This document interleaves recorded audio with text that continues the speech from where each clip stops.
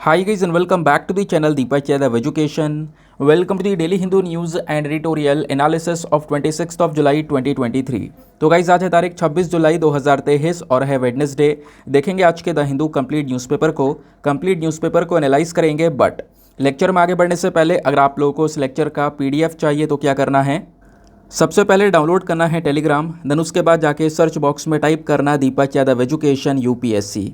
As you can see guys आप लोगों को ये वाला चैनल मिल जाएगा, इस पर क्लिक करना और जाकर इस चैनल को ज्वाइन कर लेना।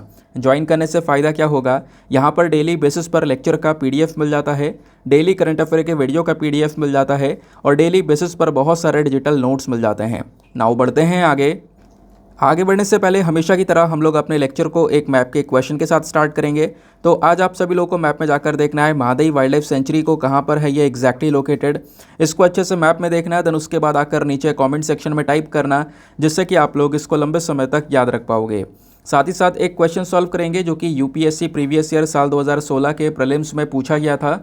डेली बेसिस पर हम लोग यहाँ पर एक प्रीवियस ईयर क्वेश्चन को भी सॉल्व करते हैं। क्वेश्चन क्या बोलता है, देखो 2016 के अकॉर्डिंग सॉल्व करना है। तो उस समय पर क्या हुआ होगा कि किसी करेंसी को इंटरनेशनल मॉनेटरी फंड का जो स्पेशल ड्राइंग राइट्स है उसके अंदर में ऐड किया होगा। तो वही पूछा जा रहा है कि हाल ही में यानी 2016 के बेसिस पर आपने इस क्वेश्चन को सॉल्व करना है कि हाल ही में जो नीचे दी गई 4 करेंसीज ऑप्शन के अंदर में इनमें से कौन सी करेंसी है जिसको इंटरनेशनल मॉनेटरी फंड के स्पेशल ड्राइंग राइट्स में ऐड किया गया है। Option number A ruble, option number B rand, option number C Indian rupee या फिर ऑप्शन नंबर डी रेनमिनबी। तो उसका सही आंसर सभी को नीचे कमेंट सेक्शन में देना है। एटलीस्ट सभी को उसमें पार्टिसिपेट करना है, जैसे मैं आप लोगों से डेली बेसिस पर बोलता हूँ। बाय द वे इसका जो करेक्ट आंसर है वो मैंने आपको टेलीग्राम पर प्रोवाइड करवा दिया है, वहाँ से भी आप इसको चेकआउट कर सकते हो। और अगर वहाँ पर आंसर नहीं मिलता है तो भी कोई परेशान होने की ज़रूरत नहीं है, वीडियो के लास्ट में इसके करेक्ट आंसर का डिस्कशन हम लोग करेंगे। तो चलो शुभ आरंभ करते हैं और चलते हैं सबसे पहले थंबनेल वाले इम्पॉर्टेंट आर्टिकल की तरफ। दोस्तों आपने जब थंबनेल पर ये जो टॉपिक है इसको पढ़ा होगा तो हो सकता है काफ़ी लोग बिलीव ही ना कर रहे हो सकता है कि यहाँ पे लोग सोच रहे हो कि क्लिकबेट कर दिया, ये कोई झूठी न्यूज़ है, बस खाली ऐसी दिखा दिया। लेकिन ऐसा नहीं है। मैं आपको बता दूँ, अगर धरती पर एक कोने से दूसरे कोने में जाना चाहते हैं तो अब 2 घंटे में पूरा का पूरा जो सफ़र है वो पूरा हो सकता है। वैसे अभी तो बहुत समय लगता है। फॉर एग्जांपल मैं आपको एक एग्जांपल लेकर बताता हूँ। लंदन से सिडनी अगर जाना है, लंदन से ऑस्ट्रेलिया अगर जाना है तो 22 घंटे लगते हैं ऑस्ट्रेलिया पहुँचते पहुँचते। लेकिन आपको पता है कि नासा ने एक ऐसा प्लेन बनाया है जिसकी स्पीड इतनी ज़्यादा है कि वो उस डिस्टेंस को भी 2 घंटे में कवर कर सकता है, यानी कि वो 22 घंटे का रास्ता केवल 2 घंटे में पूरा हो सकता है। तो ये टॉपिक की चर्चा बहुत ज़्यादा हो रही है। इंडियन एक्सप्रेस ने और भी कई सारे न्यूज़ आर्टिकल ने इसको कवर किया है, जैसा आप देख पाओगे 14 आवर्स पहले यहाँ पर इस न्यूज़ को कवर किया गया है। बिजनेस स्टैंडर्ड ने एक आर्टिकल पब्लिश किया है। नासा का जो ये प्लेन है ना उसका नाम है X-59। ध्यान रखना, आपसे क्वेश्चन बन जाएगा कि X-59 रिसेंटली न्यूज़ में था, ये क्या है, मिसाइल है या कुछ और है, वेपन है। तो उसको लेकर यहाँ पर आपसे कुछ ऑप्शन दे दी जाएंगे, तो आपको इसके बारे में पता होना चाहिए। तो X-59 ये बेसिकली क्या है, यह है लो बूम सुपरसोनिक प्लेन, जो कि साउंड की स्पीड से भी तेज़ चलेगा, ध्वनि की स्पीड से भी तेज़ चलेगा और यहाँ पे पूरे दुनिया को 2 घंटे के अंदर कवर कर सकता है। यानी कि एक पॉइंट से दूसरे पॉइंट पर, यानी हमारे वर्ल्ड के एक पॉइंट से दूसरे पॉइंट तक 2 आवर्स के अंदर अंदर वो जो डिस्टेंस है उसको कवर कर सकता है। तो नासा का ये जो प्लेन है इसका नाम है X-59। ऐसे आप देख पाओगे फर्स्ट पोस्ट ने भी इसके बारे में काफ़ी सारे जो न्यूज़ आर्टिकल्स वो पब्लिश किए हैं। इंडियन एक्सप्रेस पहले से यहाँ पर इसके बारे में चर्चा कर रहा है। नासा का जो experimental silent supersonic jet X-59 है ना, इसके बारे में काफ़ी इन्फॉर्मेशन दी गई है। प्लस इसमें एक नई टेक्नोलॉजी यूज़ की गई है। वो टेक्नोलॉजी कौन सी है वो भी सब कुछ एक एक करके सारे पॉइंट्स को हम लोग कवर करने वाले हैं। तो दोस्तों X-59 वाला जो ये प्लेन है जो कि आपको स्क्रीन पर दिख रहा है, ये कॉनकॉर्ड वाले प्लेन से थोड़ा सा छोटा है और धीमी गति से भी चलता है। यानी कि इस प्रकार की प्लेन की बनाने की शुरुआत ऑलरेडी बहुत पहले हो चुकी थी। कॉनकॉर्ड ने बनाया था, CONCORDE। ठीक है, ये ध्यान रखना। अब ये कॉनकॉर्ड क्या है, तो कॉनकॉर्ड बेसिकली दुनिया का सबसे तेज़ चलने वाला कमर्शियल एयरक्राफ्ट था। ठीक है, जिसने कई सारे रिकॉर्ड्स बनाए। आज से 20 साल पहले इसको इंट्रोड्यूस किया गया था। तो इसी को कॉपी करते हुए, इसी से काफ़ी सारी चीज़ें सीखते हुए, क्योंकि कॉनकॉर्ड के अंदर बहुत सारी कमियां भी थी जिसकी वजह से यहाँ पर ये फेलियर भी देखने को मिलता है। तो नासा ने यहाँ पर इसी चीज़ को देखते हुए, इससे इंस्पायर होकर, इससे कॉपी करके बहुत सारे एक्स्ट्रा इम्प्रूवमेंट्स करने के बाद में एक एक्सपेरिमेंटल सुपरसोनिक एयरक्राफ्ट बना लिया है जो कि कॉनकॉर्ड से थोड़ा सा बेहतर बताया जा रहा है। और वो कौन सा है, वो है X-59 जो कि आपको यहाँ पर स्क्रीन पर दिखाई दे रहा है। ठीक है, तो X-59 वाला जो ये एयरक्राफ्ट है ये कॉनकॉर्ड से थोड़ा सा छोटे साइज़ में है, प्लस कॉनकॉर्ड से धीमी गति में चलता है। अच्छा, तो X-59 की स्पीड कितनी है, तो लगभग बताया जा रहा है 1500 किलोमीटर पर आवर की स्पीड है। 1 घंटे में 1500 किलोमीटर का डिस्टेंस यहाँ पर ये कवर कर सकता है।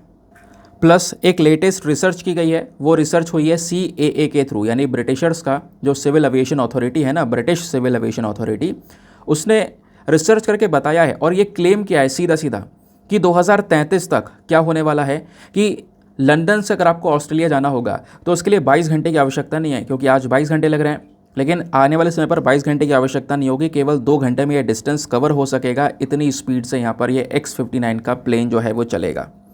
अब पता है, इस प्रकार के सुपर स्पीड प्लेन चलाने की बहुत सारी जो रिसर्चेस है वो लगातार जारी हैं।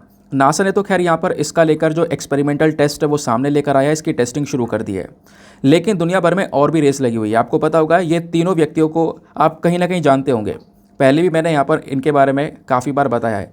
तो काफ़ी लोग यहाँ पर जेफ बेजोस को जानते होंगे, जेफ बेजोस जो कि अमेज़न के ऑनर हैं। इधर इलॉन मस्क को भी जानते होंगे, इलॉन मस्क जो कि टेस्ला और स्पेस एक्स के ओनर हैं। ठीक है, वैसे मैं आपको बता दूं तो जो अमेज़न है, अमेज़न के ओनर जो जेफ बेजोस है ना, इनकी अपनी खुद की एक स्पेस कंपनी भी है जिसको हम लोग ब्लू ओरिजिन के नाम से जानते हैं, याद आ रहा होगा, पढ़ाया हुआ है। इलॉन मस्क की भी अपनी स्पेस कंपनी है जो कि स्पेस एक्स के नाम से जानते हैं, स्पेस एक्स अक्सर न्यूज़ में रहता है।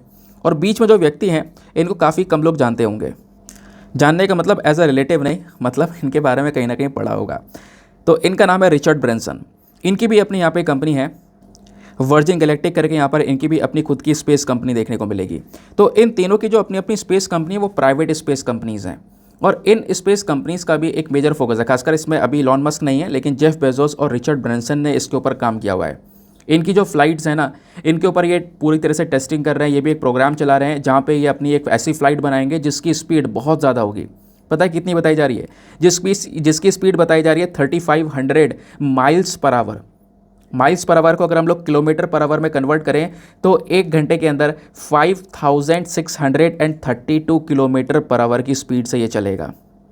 5632 किलोमीटर की स्पीड से चलने वाला प्लेन के ऊपर काम चल रहा है। इससे तो बहुत ही ज़्यादा टाइम बच जाएगा, लेकिन पता है क्या, आप भी खुद सोचो, इतनी तेज़ी से अगर कोई प्लेन चलेगा तो क्या वो सेफ़ होगा पैसेंजर्स के लिए? जो लोग उसमें बैठे होंगे क्या उनके लिए सेफ़ होगा वो?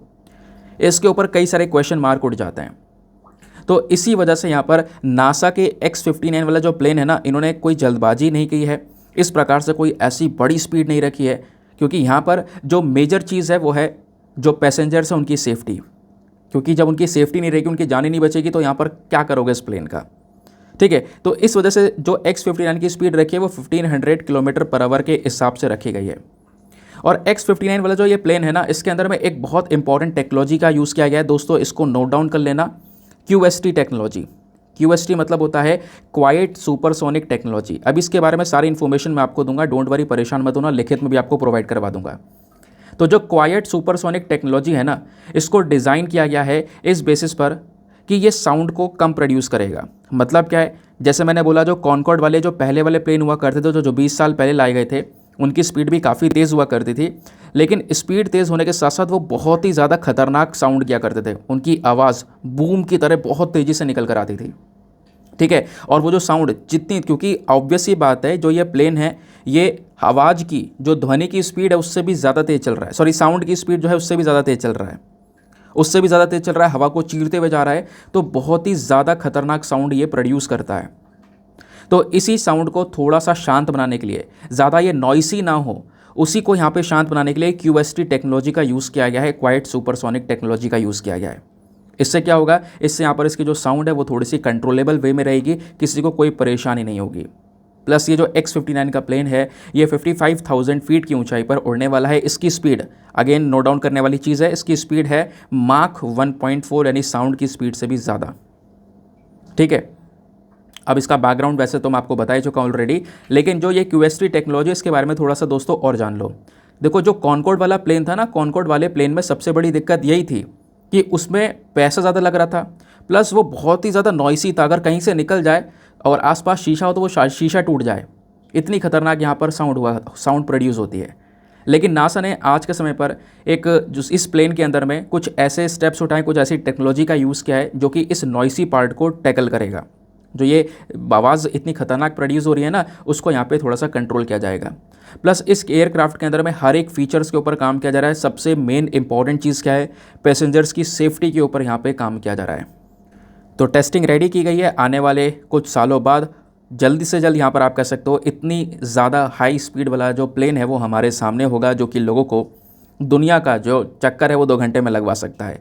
ठीक है, मतलब दुनिया में अगर आपको कहीं पर भी विज़िट करना है, किसी पॉइंट पर विज़िट करना है, तो आप 2 घंटे के अंदर अंदर वहाँ पे विज़िट कर सकते हो।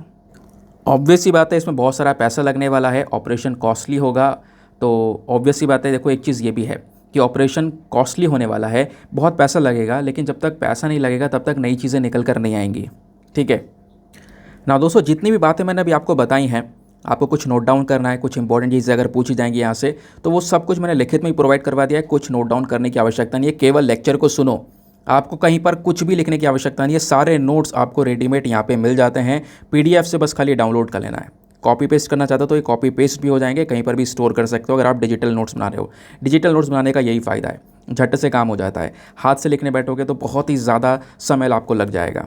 ठीक है, तो नासा X-59 के बारे में सारी इन्फॉर्मेशन दी गई है। बैकग्राउंड मैंने कॉनकॉर्ड के बारे में बताया, तो कॉनकॉर्ड क्या है इसके बारे में सारी इन्फॉर्मेशन दी गई है। ठीक है, फिर अभी ये स्टडी क्या बोलती है वो मैंने आपको समझाया। ठीक है, जो ये अभी टेक्नोलॉजी है कौन सी वाली, QST वाली टेक्नोलॉजी, वो QST टेक्नोलॉजी क्या है वो भी मैंने आपको यहाँ पर समझाया है। ठीक है, तो इंडियन एक्सप्रेस से उठाकर ये सारी चीज़ें मैंने आपको कवर करवाई हैं। चलो आते हैं अगले आर्टिकल पर।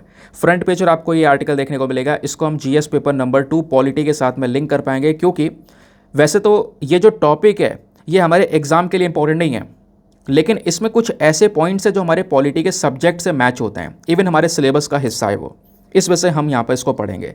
तो जो ओपोजिशन पार्टीज़ हैं, क्योंकि आपको पता है अभी पार्लियामेंट के अंदर में जो मॉनसून सेशन है वो चल रहा है, अभी 12-13 दिन और बचे हैं, 12-13 दिन बाद ये मॉनसून सेशन ख़त्म हो जाएगा।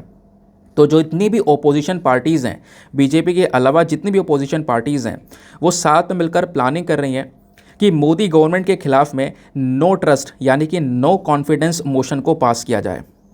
तो अभी पार्लियामेंट सेशन में जो मॉनसून सेशन चल रहा है इसके 13 दिन और बचे हुए हैं, तो उसी के खिलाफ यहाँ पर जो ये पॉलिटिकल पार्टीज़ हैं, ओपोजिशन पार्टीज़ है, वो सारी की सारी इकट्ठी हो चुकी हैं। ओपोजिशन पार्टीज़ ने बोला है हम हैं इंडिया। इंडिया मतलब यहाँ पे अब फुल फॉर्म दूसरा है, इंडिया मतलब India national development inclusive alliance. और इंडिया ये प्लानिंग कर रहे हैं कि हम लोग क्या करेंगे, एक नो कॉन्फिडेंस मोशन को नरेंद्र मोदी गवर्नमेंट के अगेंस्ट में यहाँ पर लगाने वाले हैं, पास करने वाले हैं। तो अगर ये मोशन पास होगा तो यहाँ पर ये मंत्रालय छोड़ना पड़ेगा, ऑब्वियस सी बात है, यहाँ पर आपको ये देखने को मिलेगा। खैर इसमें अभी बहुत लंबा प्रोसेस चलता है। तो आज वेडनेसडे है, आज ही के दिन अभी जब ये पार्लियामेंट ओपन होगा, ठीक है, मॉर्निंग में सेशन स्टार्ट होगा, तो लोकसभा के अंदर में इस नो कॉन्फिडेंस मोशन को पास करने की बात की गई है।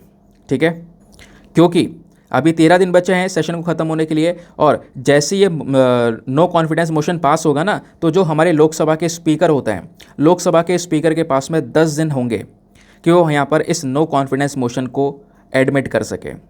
ठीक है, तो प्रोसीजर के अकॉर्डिंग उनके पास में 10 दिन होने वाले हैं, वो 10 दिन लेकर इसको एडमिट कर सकते हैं। तो कांग्रेस यहाँ पे पूरी तरह से कोशिश कर रही है इस मोशन को यहाँ पे आज सुबह पास किया जाए। उसके अलावा कई सारी जो पॉलिटिकल पार्टीज़ हैं, ओपोजिशन पार्टीज़ हैं बेसिकली, वो सब साथ में इकट्ठी हो चुकी हैं।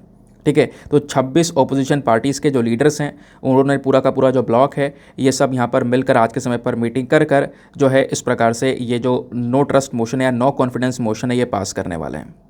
ठीक है, तो अब एग्ज़ाम के पर्सपेक्टिव से जो ये चीज़ें ये हमारे लिए इंपॉर्टेंट नहीं है, लेकिन एग्ज़ाम पर्सपेक्टिव से आपने थोड़ा सा नो कॉन्फिडेंस मोशन के बारे में पढ़ना है, क्योंकि आपने मोशंस के बारे में पढ़ा होगा। भैया आपने कॉन्स्टिट्यूशन पढ़ा है तो कई सारे मोशंस पढ़े होंगे, पक्का पढ़े होंगे, है ना, है कि नहीं। बहुत सारे मोशंस हैं, जैसे क्लोजर मोशन हो गया, कट मोशन हो गया, मोशन ऑफ थैंक्स हो गया, नो कॉन्फिडेंस मोशन हो गया, एडजॉर्नमेंट मोशन हो गया, कॉल अटेंशन मोशन हो गया, सेंसर मोशन हो गया। बहुत सारे मोशंस आपको यहाँ पर देखने को मिल जाते हैं जो कि लगातार चर्चा में रहते हैं, लेकिन आज चर्चा में है नो कॉन्फिडेंस मोशन। तो जो हमारा संविधान है, संविधान के अंदर में जो आर्टिकल 75 है वो क्या बोलता है कि जो काउंसिल ऑफ मिनिस्टर्स हैं, वो काउंसिल ऑफ मिनिस्टर्स हमारे रिस्पॉन्सिबल हैं टू द लोकसभा। मतलब क्या, मैं आपको सिंपल शब्दों में समझाता हूँ। देखो, लोकसभा किसी भी मंत्रालय को, कोई सी भी मिनिस्ट्री को उखाड़ के फेंक सकता है, किसी भी मंत्रालय को उसके पद से हटा सकता है, उस मंत्रालय को पद से हटा सकता है, ऑफिसर्स को हटा सकता है। कैसे? तो उसके लिए लोकसभा को यहाँ पे नो कॉन्फिडेंस मोशन पास करना पड़ता है। ठीक है। तो उस नो कॉन्फिडेंस मोशन जैसे ही वो पास हो जाएगा, इससे जो मिनिस्ट्री है वो रिमूव हो जाएगी, वो हट जाएगी। लेकिन इस मोशन को पास होने के लिए 50 मेंबर्स का सपोर्ट चाहिए होता है कि 50 मेंबर्स एटलीस्ट यहाँ पे इस मोशन को एडॉप्ट करें, तब जाके वो पास होगा। प्लस दूसरी बात, यहाँ पर नॉन कॉन्फिडेंस मोशन जो है हमेशा केवल लोकसभा के अंदर ही पास किया जाता है, लोकसभा के अंदर ही मूव किया जाता है, ये भी आपने ध्यान में रखना है। तो ये 4 पॉइंट्स से बस खाली इसमें ध्यान रखने के लिए, और ज़्यादा कुछ भी नहीं था। आगे आते हैं नेक्स्ट आर्टिकल पर। ना दोस्तों, आगे बढ़ने से पहले एक छोटी सी और इंपॉर्टेंट सी इन्फॉर्मेशन है, इसको ध्यान से सुनना। अगर आप लोग पेड ग्रुप को ज्वाइन करना चाहते हो तो उस पेड ग्रुप को ज्वाइन कर सकते हो। तो हम लोग एक पेड ग्रुप को स्टार्ट कर चुके हैं आज से 3 महीने पहले, ठीक है। तो ढेरों लोग यहाँ पे उसको ज्वाइन कर चुके हैं, क्योंकि वहाँ पे आपको बहुत सारे बेनिफिट्स मिलते हैं। अगर आप नोट्स बनाने से परेशान हो तो आपको वो भी बनाने की ज़रूरत नहीं है। काफ़ी लोग होते हैं पीडीएफ्स डाउनलोड करते करते परेशान हो जाते हैं, यार रोज़ का पीडीएफ डाउनलोड करते हैं, कहाँ पे स्टोर करें, स्टोरेज फुल हो जाता है, बहुत सारे इश्यूज़ आते हैं, वो पीडीएफ कब पढ़ना है कब नहीं पढ़ना है। उन सब का एक सोल्यूशन है ये पेड ग्रुप। और पेड ग्रुप को ज्वाइन करने का जो अमाउंट है वो बहुत ही मिनिमम है, 499 rupees for the lifetime access. केवल आपने 499 रुपीज़ एक बार यहाँ पर पेमेंट करना है, आपको हमेशा हमेशा के लिए उसका एक्सेस मिल जाएगा। कोई दोबारा 6 महीने 10 महीने 1 साल बाद सब्सक्रिप्शन लेने की आवश्यकता नहीं है। और उस ग्रुप में आपको डेली करंट नोट्स ग्रुप के अंदर पेस्टेड भी मिल जाते हैं, प्लस पीडीएफ, बाकी सारे जो पीडीएफ्स हैं हिंदी इंग्लिश में वो भी मिल जाते हैं। पीडीएफ से पढ़ना चाहते हो तो पीडीएफ भी प्रोवाइडेड है। बाकी आप ग्रुप से डायरेक्टली पढ़ना चाहते हो, आपको पीडीएफ नहीं चाहिए, मुझे डाउनलोड नहीं करना है ना। काफ़ी लोग होते हैं ना कि सर मुझे डाउनलोड नहीं करना है पीडीएफ, कोई ऐसा सोल्यूशन बता दो। तो उस ग्रुप में directly content as it is पढ़ा हुई है, वो आपको और आसान पड़ जाता है, ठीक है। तो उस ग्रुप को ज्वाइन करने के लिए बहुत सिंपल प्रोसेस है। आपने एक नंबर दिया हुआ है व्हाट्सएप का, यहाँ पे दिख रहा होगा 8534873368। इस व्हाट्सएप नंबर पर मैसेज करना है कि हाँ मैं इंटरेस्टेड उस ग्रुप को ज्वाइन करने के लिए। आपको मैसेज आएगा, आपको बताया जाएगा कैसे कैसे यहाँ पर पेमेंट करना है, जिसके बेसिस पर आप इस ग्रुप को ज्वाइन कर पाओगे, ठीक है। बाकी दोस्तों मैं हमेशा बोलता हूँ मेक श्योर करना वीडियो पे जो लाइक का बटन है उसको प्रेस कर देना। आजकल लाइक्स बहुत कम पहुँच जाते हैं, तो हमारा जो टारगेट है 5K प्लस लाइक्स का, उसको आज पूरा करना है, तो फटाफट इसको पूरा करना है। साथ ही साथ में आप अगर मेरे साथ में इंस्टाग्राम पे जुड़ना चाहते हो तो इंस्टाग्राम पे जाओगे, वहाँ पे जैसे लिखोगे दीपक यादव एजुकेशन, आपको ये प्रोफाइल मिलेगा जहाँ पर 13,000 से ज़्यादा लोग मेरे साथ में जुड़े हुए हैं। आप भी मेरे साथ में पर्सनली जुड़ सकते हो ना। चलो अगले आर्टिकल पर आएंगे। जीएस पेपर नंबर 2 पॉलिटी के पॉइंट ऑफ व्यू से एक इंपॉर्टेंट आर्टिकल अगेन आपको देखने को मिलेगा। तो लोकसभा का मॉनसून सेशन चल रहा है, मैंने आपको बताया।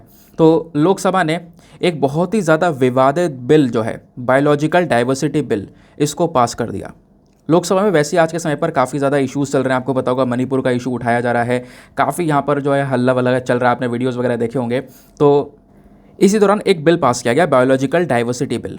इसको लेकर पिछले साल से ही बहुत विवाद है। इस बिल को लेकर लोगों की मांग की जा रही है भाई इसमें सुधार किया जाए। सरकार ने जो यहाँ पर इस बिल में सुधार करें वो गलत हैं, है ना। इस बिल से और प्रॉब्लम बढ़ सकती है। तो ऐसे कंटेंशियस बिल को यहाँ पे पास किया गया है, इस वजह से ये न्यूज़ में है। तो पहले तो हम लोग यहाँ पर इस बिल को समझेंगे। अब दोस्तों ये जो बिल है ऐसा नहीं है कोई नया बिल है, ये बहुत पुराना बिल है।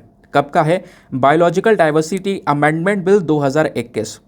2021 में इस संशोधन बिल को लेकर आया गया था पास करने के लिए, लेकिन हो नहीं पाया। फिर 2022 निकल गया, अब फाइनली 2023 के अंदर में इसको पास किया गया। समझ गए? अब क्वेश्चन ये है कि देखो, जब भी हम पढ़ते हैं कि हाँ एक नया अमेंडमेंट बिल आया, संशोधन हुआ है, तो मतलब बदलाव हुआ किस में है? हमारे पास में कोई पुराना कानून होगा, उसमें तो बदलाव हुआ होगा ना। सिंपल सी बात है। तो पुराना वाला कानून कौन सा था? पुराना वाला हमारे पास में जो कानून था वो था बायोडाइवर्सिटी एक्ट 2002। ये 2002 का कानून था। इसी में बदलाव करके ये अमेंडमेंट बिल 2021 बन गया। लेकिन ये अभी क्या है? केवल अमेंडमेंट बिल है। और बिल जैसे यहाँ पर पास हो जाएगा दोनों साइड से, तो क्या होगा? वो जाकर कानून बनेगा, तब जाकर वो एक्ट बनेगा। लेकिन अभी लोकसभा ने पास किया तो अभी बिल ही है वो। समझ गए? तो पुराना वाला जो कानून था, पहले हम इसके बारे में बात कर लेते हैं जिसमें बदलाव करे गए। तो ये था बायोलॉजिकल डाइवर्सिटी एक्ट 2002। ये जो कानून है ना, इसको बनाया गया था या फिर इसको लाया गया था ताकि हम अपनी बायोलॉजिकल डाइवर्सिटी की प्रोटेक्शन कर सकें, सुरक्षा कर सकें। बायोलॉजिकल डाइवर्सिटी मतलब जो भी हमारे प्लांट्स हैं, एनिमल्स हैं जंगल के अंदर में, उनकी सुरक्षा की बात की जा रही है, पेड़ पौधों की सुरक्षा की बात की जा रही है। समझ गए? उनका प्रॉपर यूज़ हो सके, है ना। जो हमारे पास में ट्रेडिशनल नॉलेज है उसका हम प्रॉपर यूज़ कर सकें अपने प्लांट्स को लेकर। तो ये जो कानून है वो इनकी बात करता है। ये 2002 का जो कानून था, इसके फीचर्स क्या हैं? इस एक्ट ने क्या किया कि कोई भी व्यक्ति जो है ना, कोई भी व्यक्ति या कोई भी संगठन, यानी कि कोई भी ऑर्गेनाइजेशन, अगर उसको यहाँ पर ये बायोडाइवर्सिटी में कुछ रिसर्चेस करनी है, कुछ रिसर्च करने के लिए उसको प्लांट चाहिए, या कमर्शियल बेसिस पर यूटिलाइजेशन करना है ना, कोई चीज़ बनाई जा रही है उसको यहाँ पर बेचा जाएगा, तो ये कर सकते हैं। लेकिन उनको यहाँ पे पहले नेशनल बायोडाइवर्सिटी अथॉरिटी से अप्रूवल लेना होगा।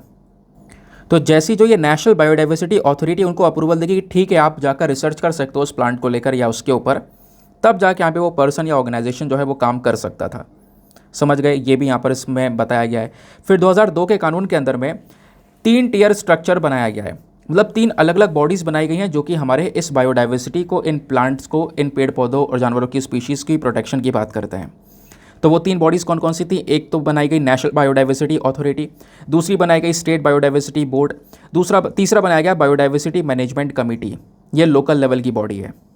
प्लस जो भी रूल्स एंड रेगुलेशंस इस एक्ट के अंदर में रखे गए थे, अगर उनका कोई उल्लंघन करता है तो वो अपराध माना जाएगा और वो अपराध नॉन बेलेबल हो सकता है, सीधा यहाँ पर उस व्यक्ति को अरेस्ट भी किया जा सकता है। अब बात आती है, ये तो 2002 का कानून था, इसी के अंदर बदलाव करके 2021 का बिल लेकर आया गया, दैट इज़ बायोडाइवर्सिटी बिल 2021। अब इस बिल ने क्या चेंजेस की मांग की है, मतलब क्या बदलाव करे हैं इस पुराने वाले कानून में, वो समझते हैं। पहली चीज़, बूस्टिंग इंडियाज़ मेडिसिन सिस्टम, जो भारत का दवाइयों वाला सिस्टम है, मेडिसिन सिस्टम, इसके ऊपर थोड़ा सा ज़्यादा जोर दिया गया क्योंकि कई सारे पेड़ पौधों से दवाइयाँ बनाई जाती हैं। ठीक है, तो यहाँ पर इंडियन सिस्टम ऑफ मेडिसिन को प्रमोट किया जा रहा है और इसके लिए जो खासकर रिसर्चेस हैं, उन रिसर्च को प्रमोट करने की बात की गई है।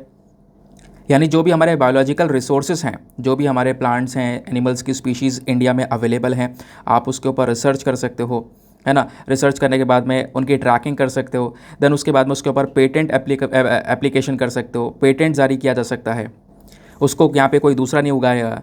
तो इस प्रकार से जो कुछ इंपॉर्टेंट दवाइयाँ हैं जिनकी मेडिसिनल वैल्यू है, जो दवाइयों में यूज़ की जा सकती हैं, है ना, तो उनका प्रॉपर यूज़ हो सके, इस चीज़ को प्रमोट करने का काम करता है ये बिल। इस बिल की मेन मांग यहाँ पर ये भी है कि हमारे फार्मर्स को एंकरेज किया जाए ज़्यादा से ज़्यादा कि फार्मर्स मेडिसिनल प्लांट्स को ज़्यादा उगाएं, ऐसे पौधे जो कि कहीं ना कहीं दवाइयों के रूप में यूज़ किए जा रहे हैं उनको ज़्यादा उगाया जाए, क्योंकि ये बिल कहीं ना कहीं उन पौधों को ज़्यादा प्रमोट कर रहा है, उनको ज़्यादा वैल्यू दे रहा है, तो इससे फार्मर्स को भी काफ़ी बेनिफिट्स मिलेंगे। समझ गए, तो पहली चीज़ यहाँ पर इस बिल में ये रखा गया। दूसरा, डीक्रिमिनलाइजिंग सर्टेन प्रोविजंस।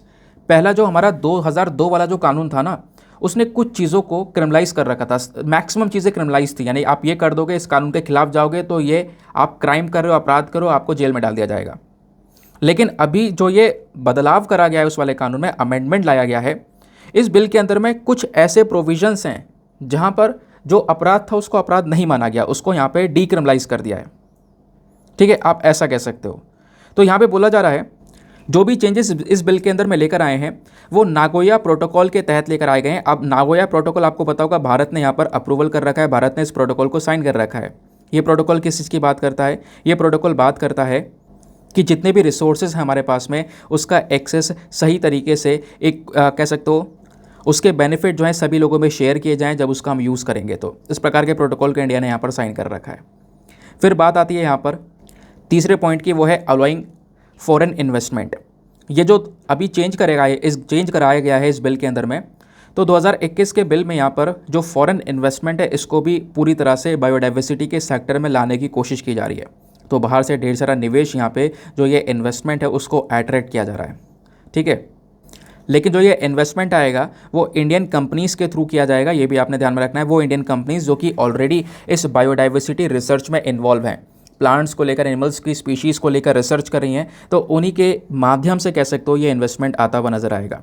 लेकिन अगर बाहर से कोई मान लो बाहर की कंपनी है ना, उसको यहाँ पे निवेश करना है, तो बाहर की कंपनी को सबसे पहले नेशनल बायोडाइवर्सिटी अथॉरिटी से अप्रूवल लेना अनिवार्य है, ज़रूरी है, उसके बाद ही यहाँ पर वो इन्वेस्टमेंट कर पाएगा। तो फॉरेन इन्वेस्टमेंट को भी यहाँ पर बढ़ावा दिया गया है इस बिल के अंदर में। फिर एक और काम किया गया है, जो आयुष प्रैक्टिशनर्स हैं उनको छूट दी गई है। ठीक है, जो आयुष मेडिकल प्रैक्टिशनर्स हैं, दवाइयों की जो प्रैक्टिस कर रहे हैं, है ना, सीख रहे हैं अभी मेडिसिन के बारे में, तो उनको छूट दी गई है। किस चीज़ को लेकर? वो छूट ये है कि अगर मान लो कोई नॉर्मल पर्सन है, उसको बायोलॉजिकल रिसोर्सेज के ऊपर रिसर्च करनी है किसी प्लांट स्पीशीज़ के ऊपर, तो वहाँ पे वो काम करने के लिए उसको स्टेट बायोडाइवर्सिटी का जो अप्रूवल है वो चाहिए।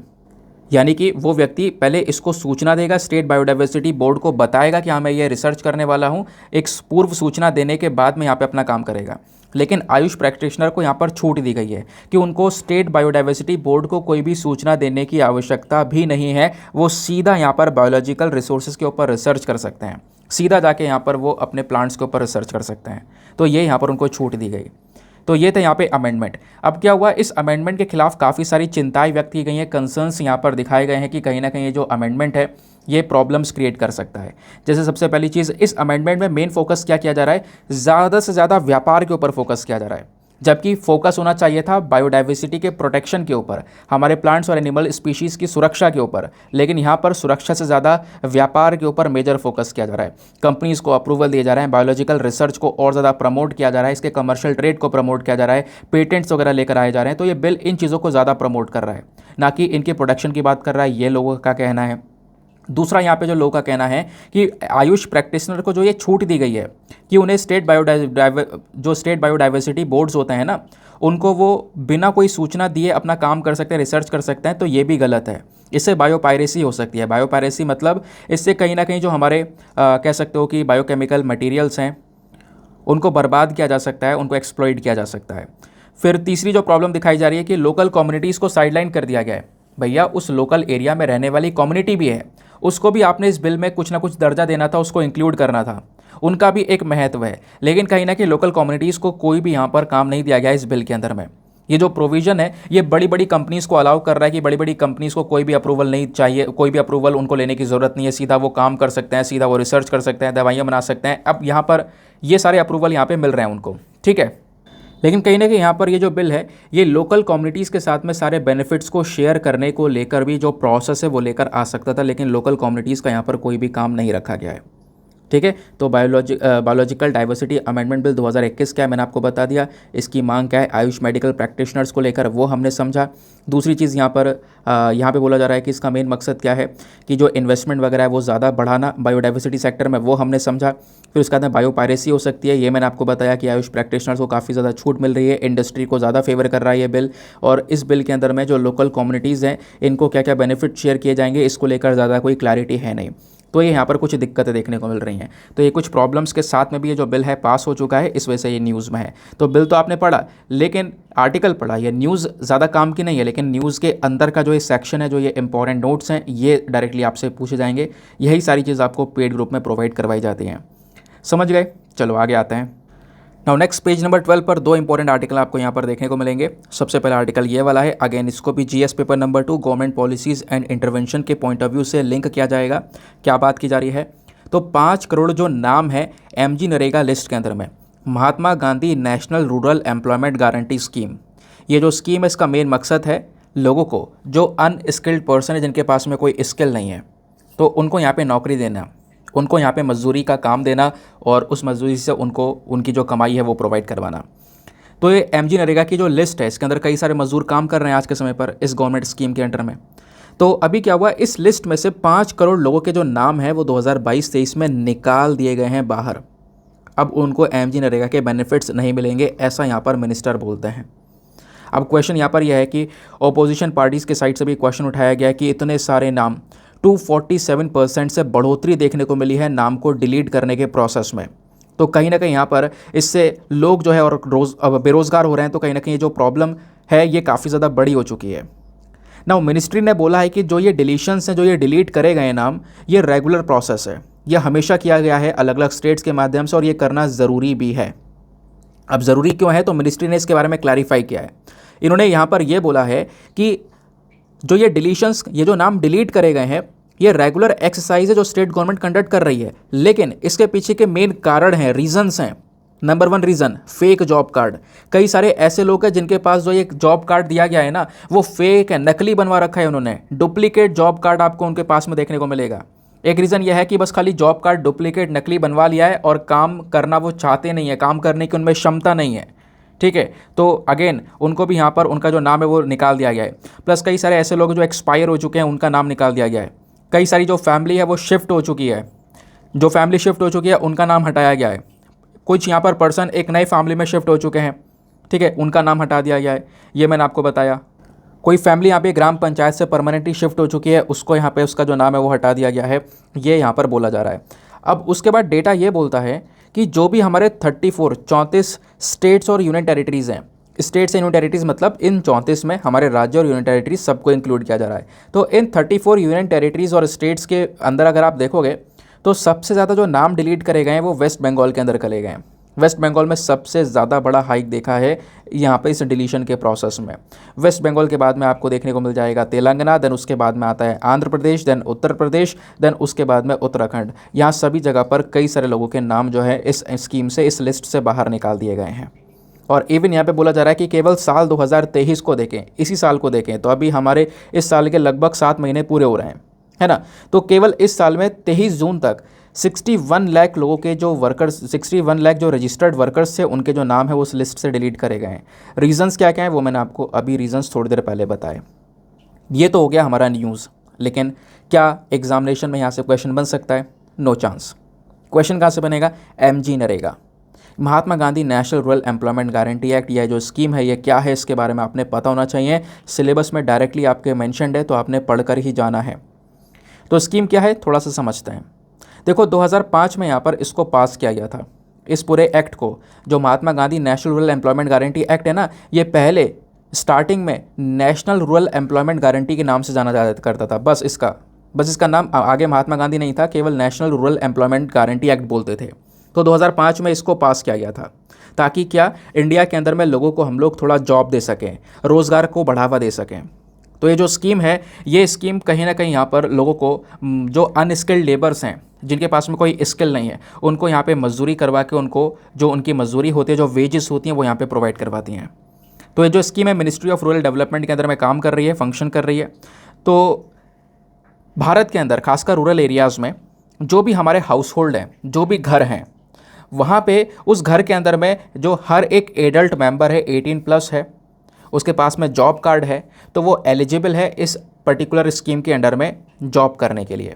ये जो स्कीम है, इस स्कीम के अंदर में सरकार एक पर्टिकुलर पर्सन को 100 दिन का मिनिमम 100 डेज़ का गारंटी वेज एम्प्लॉयमेंट प्रोवाइड करवाती है कि मिनिमम आपको 100 दिन का काम मिलेगा, वो काम करो और आपको उसके बदले में मजदूरी मिली जाएगी। एक पर्टिकुलर ईयर की बात कर रहा हूँ, तो एक साल में मिनिमम 100 डेज़ का काम देने का बात की जाती है इस पर्टिकुलर स्कीम के अंदर में, जो कि अनस्किल्ड मैनुअल लेबर है।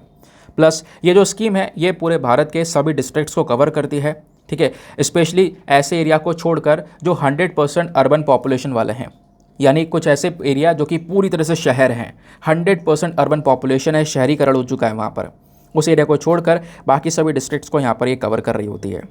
प्लस यहाँ पर इस MG नरेगा के अंदर में एक और प्रोविज़न है। क्या प्रोविज़न है? एडिशनल 50 डेज़ का, ठीक है।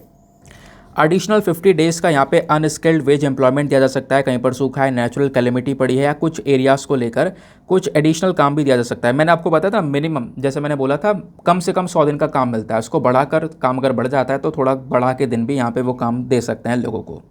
समझ गए? चलो अब आगे आते हैं। अब हुआ क्या, पिछले कुछ समय पर इस MG नरेगा में कई सारी दिक्कतें आई हैं, जैसे कि वेज रेट काफ़ी ज़्यादा कम है ना कहीं जो मजदूरी है लोगों को बहुत ज़्यादा कम दी जा रही है, ऐसा यहाँ पर इशू है। प्लस ये जो स्कीम है, इस स्कीम में कहीं ना कहीं जो फाइनेंसिंग है उसका इशू रहा है लंबे समय से। इस स्कीम में बार बार पैसा ख़त्म हो जाता है सरकार के पास में, तो सरकार मजदूरों को जो मजदूरी है वो लंबे समय तक रोक देती है, कई महीने तक रोक देती है। इसकी वजह से लोग यहाँ पर इस स्कीम को छोड़ छाड़ के निकल जाते हैं, दूसरी जगह काम कर रहे होते हैं। फिर एक और प्रॉब्लम है पेमेंट के अंदर डिले होना, है ना। तो ये जो वेजेस हैं उसमें, जैसे मैंने बोला, कई बार स्कीम में पैसों की कमी हो जाती है, इसकी वजह से पेमेंट मिल नहीं पाती है, कभी कभी 15 दिन, कभी कभी एक महीने का डिले हो जाता है, जिसकी वजह से लोग काफ़ी नाराज़ रहते हैं, कभी कभी MG नरेगा की वजह से, ठीक है। तो जो स्कीम है क्या है, पर्टिकुलर इशूज़ क्या हैं इस स्कीम से रिलेटेड, वो मैंने आपको समझा दिया। आगे आते हैं अगले आर्टिकल पर। इसी के बराबर में एक आर्टिकल देखने को मिलेगा, वो भी GS पेपर नंबर 2 पॉलिटी के पॉइंट ऑफ व्यू से इंपॉर्टेंट है। तो एक पिटीशन जो है ना वो सुप्रीम कोर्ट के अंदर पहुंचती है, और उस पिटीशन, उस याचिका की मांग क्या है पता है? उसकी मांग यहाँ पर यह है कि जो हमारी पॉलिटिकल पार्टीज़ होती हैं, अलग अलग पॉलिटिकल पार्टीज़ हमारे देश में, वो पॉलिटिकल पार्टीज़ के जो इंटरनल डिसीजंस हैं, जो उस पॉलिटिकल पार्टी के अंदर चल क्या रहा है, कैसे, किस बेसिस पर, किस क्वालिटी के बेसिस पर एक पर्सन को उस पॉलिटिकल पार्टी में अपॉइंट किया जा रहा है, उन सारे इंटरनल डिसीजंस को रिवील करने की मांग की गई है RTI के माध्यम से। तो उस पिटीशन में बोला गया कि जो RTI है हमारे पास में, राइट टू इन्फॉर्मेशन एक्ट, आपको पता होगा ना RTI के बारे में, आप RTI फाइल कर सकते हो। राइट टू इन्फॉर्मेशन एक्ट मतलब सरकार से आप किसी भी चीज़ को लेकर जो इन्फॉर्मेशन है वो मांग सकते हो। कुछ एक्सेप्शन भी हैं, आगे मैं आपको उसके बारे में बताऊंगा, लेकिन कोई भी इन्फॉर्मेशन आप सरकार से ले सकते हो। तो यहाँ पे क्या है, कुछ पिटीशन गई कोर्ट के अंदर में, उनका कहना यह है कि हम RTI का यूज़ करके पॉलिटिकल पार्टीज़ के उनके जो अंदर के डिसीजंस हैं, इंटरनल डिसीजंस है, फाइनेंशियल कंडीशन है, वो सारी बातें जानना चाहते हैं। इस प्रकार का यहाँ पर कोर्ट में पिटीशन जारी किया गया। कई सारी पॉलिटिकल पार्टीज़ ने इसका विरोध किया कि ये पिटीशन सही नहीं है, ऐसा हम नहीं कर सकते, ठीक है, ये बिल्कुल गलत हो जाएगा। बीजेपी के साथ साथ कई सारी और सेवरल पार्टीज़ हैं जिन्होंने मिलकर यहाँ पर इस पिटीशन के अगेंस्ट में कदम उठाया है। इवन जो सीपीआई है उनका कहना यहाँ पर यह है कि हम तो यहाँ पर इस पॉलिटिकल ये जो पिटीशन है इसको कहीं पर भी सपोर्ट नहीं करेंगे, क्योंकि कई बार काफ़ी इन्फॉर्मेशन होती है। अब लोग यहाँ पे मांगना चाहते हैं आरटीआई के माध्यम से कि किस कैंडिडेट को किस कारण की वजह से किस क्वालिटी के बेसिस पर हमने पॉलिटिकल पार्टी में रखा है, तो ये सारी चीज़ें हम नहीं बता सकते, आगे नहीं दे सकते, ये इन्फॉर्मेशन डिस्क्लोज नहीं कर सकते। तो इस पर्टिकुलर पॉइंट के ऊपर में जो हमारे चीफ जस्टिस ऑफ इंडिया हैं डीवाई चंद्रचूड़ जी, उन्होंने भी यहाँ पर बोला है कि बिल्कुल यहाँ पे कहीं ना कहीं एक पॉइंट है लोगों के पास में, पॉलिटिकल पार्टीज़ के पास में, वो एक इंपॉर्टेंट पॉइंट है, क्योंकि आप सारे जो इंटरनल डिसीजंस हैं, इंटरनल केसेस हैं, वो सब कुछ बाहर नहीं रख सकते। तो कहीं ना कहीं सीजीआई का एक सपोर्ट भी आपको यहाँ पर देखने को मिलेगा, ठीक है। तो पॉलिटिकल पार्टीज़ का कहना यह है कि ठीक है, आपके पास में राइट टू इन्फॉर्मेशन का एक्ट है, लेकिन आप इसका गलत यूज़ करोगे अगर आप हमारे इंटरनल डिसीजंस, कॉन्फिडेंशियल डिसीजंस को बाहर निकालने की बात कर रहे हो। तो सेंट्रल गवर्नमेंट ने भी यहाँ पर इसको अपोज किया है, बोला कि ये पिटीशन कहीं ना कहीं बेकार है, गलत है। जो पार्टीज़ है वो अपनी इंटरनल फंक्शनिंग या फाइनेंशियल फंक्शनिंग को यहाँ पर नहीं रिवील कर सकती, नहीं बाहर रख सकती, क्योंकि कहीं ना कहीं इसकी वजह से जो पॉलिटिकल पार्टी की स्मूथ फंक्शनिंग है, इंटरनल वर्किंग है, वो अफेक्ट हो सकती है। समझ गए? तो इस चक्कर में भी इन्फॉर्मेशन नहीं निकाल सकते। तो ये बात एग्जैक्टली यहाँ पर मेंशन की गई है। तो क्या एग्ज़ाम में कुछ पूछा जाएगा? नहीं, लेकिन आर्टिकल तब भी इंपॉर्टेंट है। कैसे? देखो, यहाँ पे सारी पावर जो है वो आरटीआई की है। आरटीआई होता क्या है ज़रा ये जान लेते हैं, इंपॉर्टेंट है पॉलिटी के पॉइंट ऑफ व्यू से। आरटीआई होता है राइट टू इन्फॉर्मेशन। पहले हम इसका इतिहास समझते हैं। राइट टू इन्फॉर्मेशन वैसे तो आपका एक फंडामेंटल राइट है, आपका एक मूल अधिकार है। हमारे भारतीय संविधान में आर्टिकल 19 क्लॉज 1 में इसको दिया गया है। तो पता ही होगा आपको, संविधान के अंदर में आर्टिकल 12 से लेकर 35 तक, आर्टिकल 12 से लेकर 35 तक सारे फंडामेंटल राइट्स हैं। उसी में आर्टिकल 19 है ये राइट टू इन्फॉर्मेशन। एक केस हुआ था 1976 के अंदर में, Rajnarayan versus the state of Uttar Pradesh case. Supreme court ने इस केस को रूल करते हुए राइट टू इन्फॉर्मेशन को एक फंडामेंटल राइट की तरह ट्रीट करने के लिए बोला अंडर आर्टिकल 19। उसके बाद से आर्टिकल 19 के अंदर में ये एक फंडामेंटल राइट की तरह ट्रीट किया जाने लगा, ठीक है। सुप्रीम कोर्ट ने बोला इंडिया एक डेमोक्रेसी है, यहाँ पर जो लोग हैं, जो जनता है, उनके पास में पावर है। किसी पॉलिटिकल पार्टी के पास में कोई पावर नहीं है, केवल लोगों के पास में पावर है। लोग चाहे तो अगले ही बार यहाँ पे किसी पॉलिटिकल पार्टी को गिरा सकते हैं नीचे, और चाहे तो किसी पॉलिटिकल पार्टी को उठा सकते हैं। सारी पावर्स पब्लिक के हाथ में। तो लोगों के पास में ये भी तो हक होना चाहिए कि वो सरकार क्या क्या डिसीजंस ले रही है, कैसे ले रही है, उसके बारे में जानकारी ले सके। सरकार कैसे काम कर रही है उसके बारे में जानने का भी तो हक है। तो इस चक्कर में यहाँ पे राइट टू इन्फॉर्मेशन लेकर आया गया, और सरकार ने बाद में राइट टू इन्फॉर्मेशन का कानून 2005 में इंट्रोड्यूस कर दिया। तो राइट टू इन्फॉर्मेशन एक्ट 2005 में आता है, जिसने अपना यहाँ पर काम करना शुरू किया। ये जो एक्ट है, ये एक इतना ज़्यादा इंपॉर्टेंट एक्ट है कि किसी भी पर्सन को, आपको और मुझे, किसी को भी यहाँ पर नॉर्मल सिटीजन को पावर देता है कि वो सरकार से क्वेश्चन कर सके, उसके वर्किंग के बारे में पूछ सके, ठीक है। तो कहीं ना कहीं ये आरटीआई बहुत सारे सिटीजन्स और मीडिया, ये सब लोग बहुत यूज़ करते हैं ताकि करप्शन के बारे में जानकारी मिल सके, है ना। प्लस सरकार के कामों में क्या प्रोग्रेस हुआ है, कहाँ पर सरकार किस चीज़ को लेकर पैसा खर्च कर रही है, कितना खर्च कर रही है, उसके बारे में इन्फॉर्मेशन निकाल सकें। इसके लिए आरटीआई यहाँ पर काफ़ी ज़्यादा फाइल भी की जाती हैं। अब सवाल यह है कि आरटीआई से आप किस किस से जवाब मांग सकते हो। तो जितनी भी कॉन्स्टिट्यूशनल अथॉरिटीज़ हैं, ऐसी बॉडी जो हमारे संविधान में मेंशन है, कोई भी एजेंसी हो गई, एजेंसी जो कि यहाँ पर ओन और कंट्रोल की जा रही है हमारी सरकार के थ्रू, प्लस कुछ ऑर्गेनाइजेशंस हो गई, अगेन ऐसी ऑर्गेनाइजेशन जिसके पास में फंडिंग हमारी सरकार की साइड से आ रही है, गवर्नमेंट फंडिंग प्रोवाइड करवा रही है, ठीक है। तो plus union government, state government, ये सब यहाँ पे जवाबदेही हैं। यानी अगर इनसे यहाँ पे क्वेश्चन पूछा जाएगा आरटीआई के अंदर में, तो इनको जवाब देना होगा। और ये जो बॉडीज़ अगर ये टाइम पर जवाब नहीं देती हैं किसी पर्टिकुलर सिटीज़न को, तो इनके ऊपर पेनल्टीज़ भी लगाई जा सकती है। अब सवाल यहाँ पर यह है कि आप और मैं अगर आरटीआई फाइल करते हैं तो उसमें से हम कौन सी इन्फॉर्मेशन को पूछ सकते हैं, कौन कौन सी इन्फॉर्मेशन पूछी जा सकती है। सबसे पहली चीज़, जो हमारे सिटीज़न है वो किसी भी प्रकार की इन्फॉर्मेशन सरकारी अथॉरिटीज़ से पूछ सकते हैं, सरकार को वो इन्फॉर्मेशन देनी होगी। लेकिन अब जो लेकिन है थोड़ा इंपॉर्टेंट है।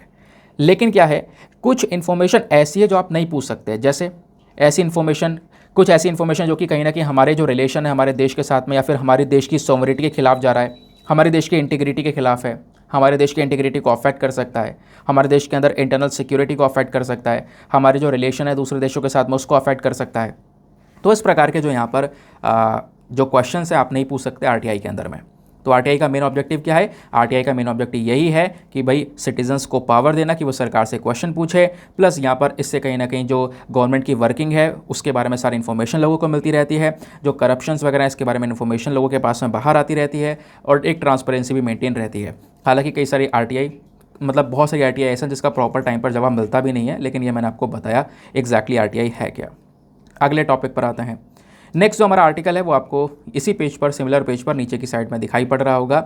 जो हमारी प्रेसिडेंट है, राष्ट्रपति हैं द्रौपदी मुर्मू जी, इन्होंने अभी एक ट्राइबल आर्ट गैलरी को ओपन किया है। पिछले साल यही समय था जब यहाँ पे ये राष्ट्रपति बनी थी, ठीक है। तो लगभग कह सकते हो इनको 1 साल राष्ट्रपति भवन में हो चुका है, राष्ट्रपति ऑफिस के अंदर में यहाँ पर ये 1 साल राष्ट्रपति की तरह सर्व कर चुकी हैं। और इस अवसर के ऊपर यहाँ पे आप देखोगे तो कहीं ना कहीं एक जो ट्राइबल आर्ट गैलरी है इसको यहाँ पे ओपन किया गया है। ये आप लोग देख पाओगे, कल का ये पिक्चर है, एक ट्राइबल आर्ट गैलरी देखने को मिलेगी। तो इस दिन में जो ये ट्राइबल आर्ट गैलरी है, इस गैलरी को लगभग 2200 स्क्वायर फीट के अंदर में बनाया गया है। और ये गैलरी किसने बनाई है? ये डेवलप की गई है Indira Gandhi national centre for the arts के थ्रू। और जो द्रौपदी मुर्मू जी आपको पता होगा, ये हमारे भारत की 15वीं राष्ट्रपति हैं, ठीक है। ये 15th प्रेसिडेंट है हमारे देश की, जो कि पिछले साल जुलाई को यहाँ पर ये अपॉइंट हुई थी, पिछले साल जुलाई को यहाँ पर ये आई थी, इलेक्ट हुई थी। अब जो है इनको लगभग 1 साल हो चुका है। तो 1 साल के अवसर पर एक गैलरी को यहाँ पर डेवलप किया गया, नई गैलरी बनाई गई, ट्राइबल गैलरी। और इसको यहाँ पे जनजातीय दर्पण ट्राइबल मिरर का नाम दिया गया है। इसको यहाँ पे पूरी तरह से मतलब ये जो नई गैलरी है ना, इसका उद्घाटन हमारी द्रौपदी मुर्मू जी ने किया है राष्ट्रपति भवन के अंदर में। इस गैलरी में क्या दिखाया जा रहा है? इस गैलरी में अलग अलग जो थीम्स है वो दिखाए जा रहा है। ऐसे बहुत सारे ट्राइबल फ्रीडम फाइटर्स जिनके बारे में हम जानते नहीं हैं, उनके बारे में जानकारी दी गई है।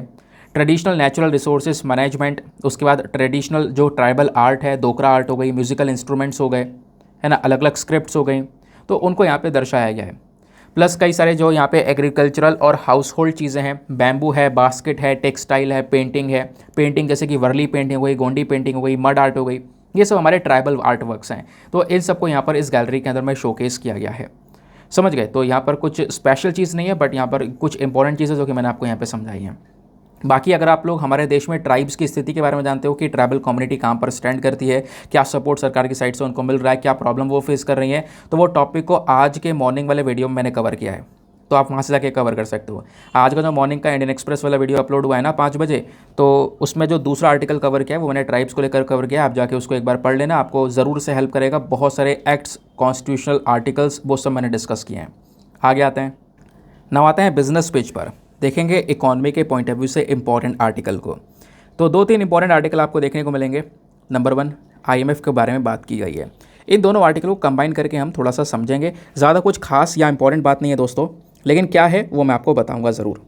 तो जो हमारा इंटरनेशनल मॉनेटरी फंड नाम की बॉडी है, ठीक है, जिसको लेकर आज का मैंने आपसे प्रीवियस ईयर क्वेश्चन भी पूछा है, तो ये बॉडी क्या करती है? ये बॉडी हमारे देश की ग्रोथ भी बताती है कि इंडिया इस साल कितने % से ग्रो करेगा। तो इन्होंने यहाँ पर अपनी एक फोरकास्टिंग करी, एक अंदाज़ा लगाकर बताया है कि इंडिया की जो ग्रोथ है वो 6.1% से अब की बार होने वाली है। तो केवल ये अंदाजा है और ये हमेशा चेंज होता रहता है, इस वजह से इसको भी याद नहीं रखना है, कभी कम कभी बढ़ती है, होता रहता है कंडीशंस के बेसिस के ऊपर में। तो सीधा सीधा तो आपने पढ़ लिया 6.1% से ग्रोथ होगी, और मैं तो कहूँगा आर्टिकल पढ़ना ही मत, ये कोई काम का नहीं है दोस्तों, कहीं पर नहीं पूछा जाएगा ये कि हाँ कितनी ग्रोथ होने वाली है।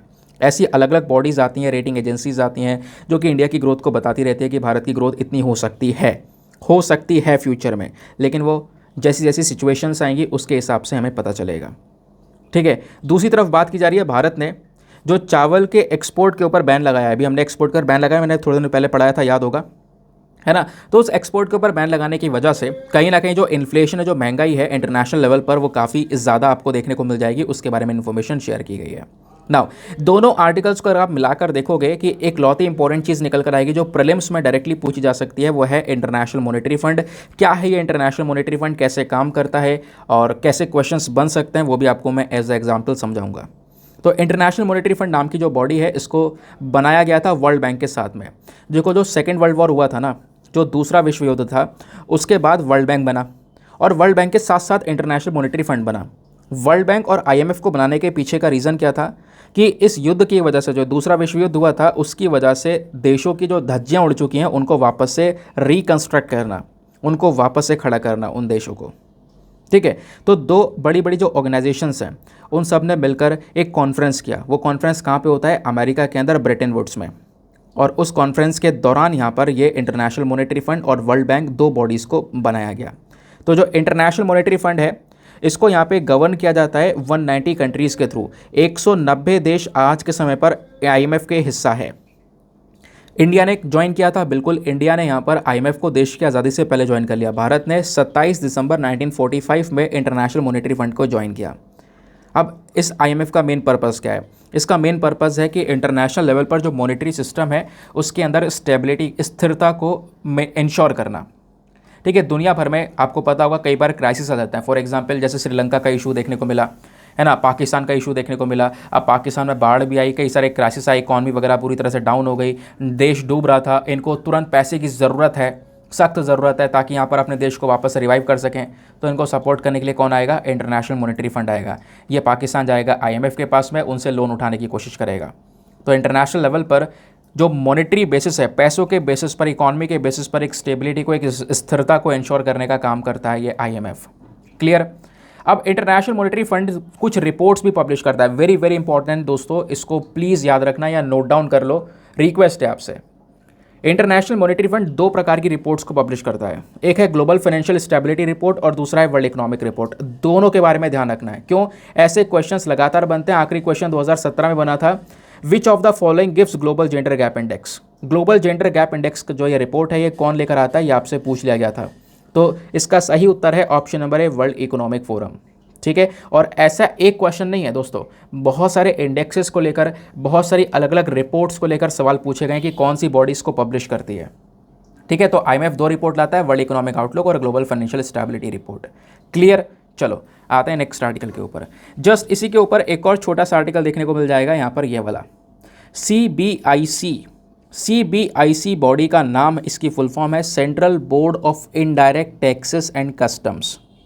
तो इस बॉडी ने जीएसटी वाले 9,300 फेक अकाउंट्स को अभी डिटेक्ट किया है। फेक अकाउंट्स, यहाँ पर 9,300 फेक अकाउंट्स हाथ लगे हैं सीबीआईसी के।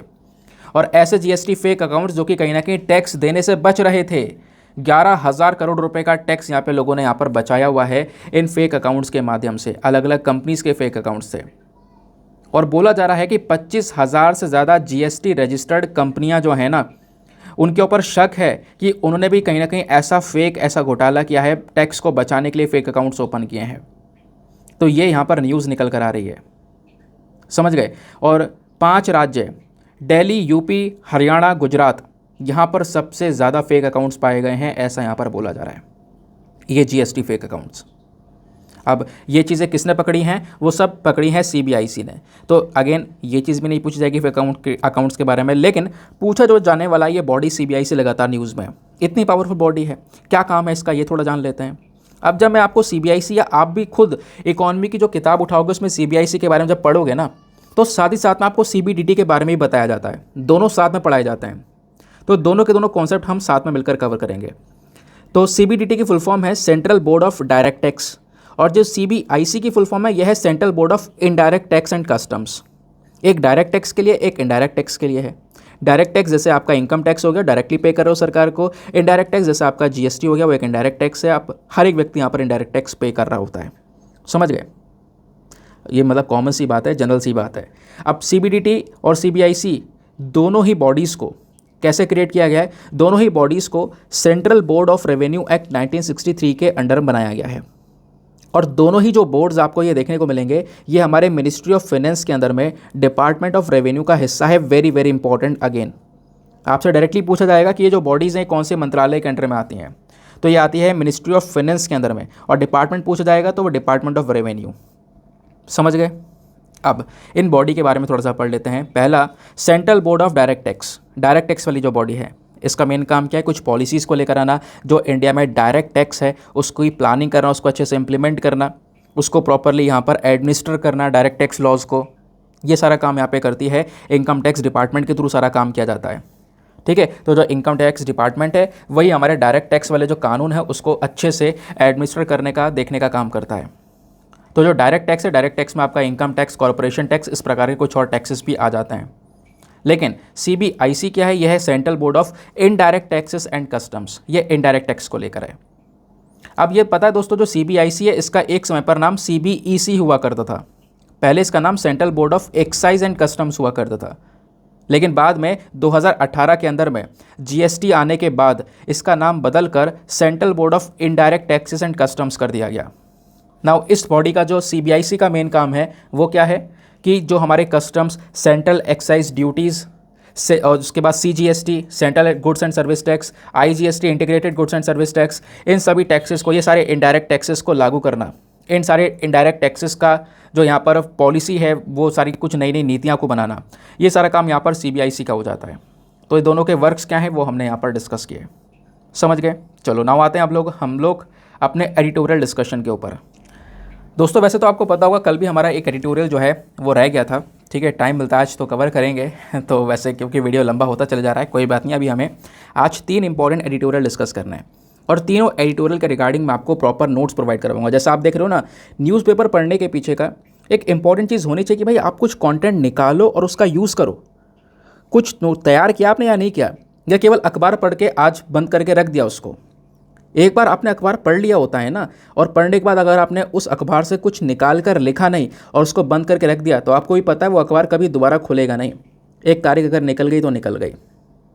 तो इस वजह से यहाँ पर मेरा फोकस होता है कि मेजर कंटेंट मैं आपको हर एक दिन न्यूज़पेपर से निकाल कर अलग से प्रोवाइड करवाऊँ। वो सारी चीज़ें आपको प्रोवाइड करवाई जा रही हैं PDFs के अंदर में, पेड ग्रुप के अंदर में। तो आपसे बार बार इस वजह से याद दिलाता हूँ कि आप उसको डाउनलोड कर लो।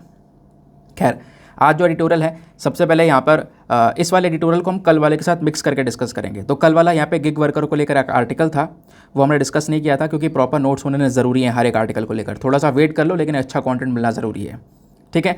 तो यहाँ पे आज हमारे पास में प्रॉपर कंटेंट है, डिस्कस करेंगे जो अभी यहाँ पे राजस्थान गिग वर्कर्स को लेकर अभी जो बिल लेकर आया है उसके बारे में बात की जा रही है, ठीक है। गिग वर्कर्स के स्ट्रगल्स के बारे में बात की जा रही है। आज का मेंस का क्वेश्चन इसी आर्टिकल के ऊपर बेस्ड है।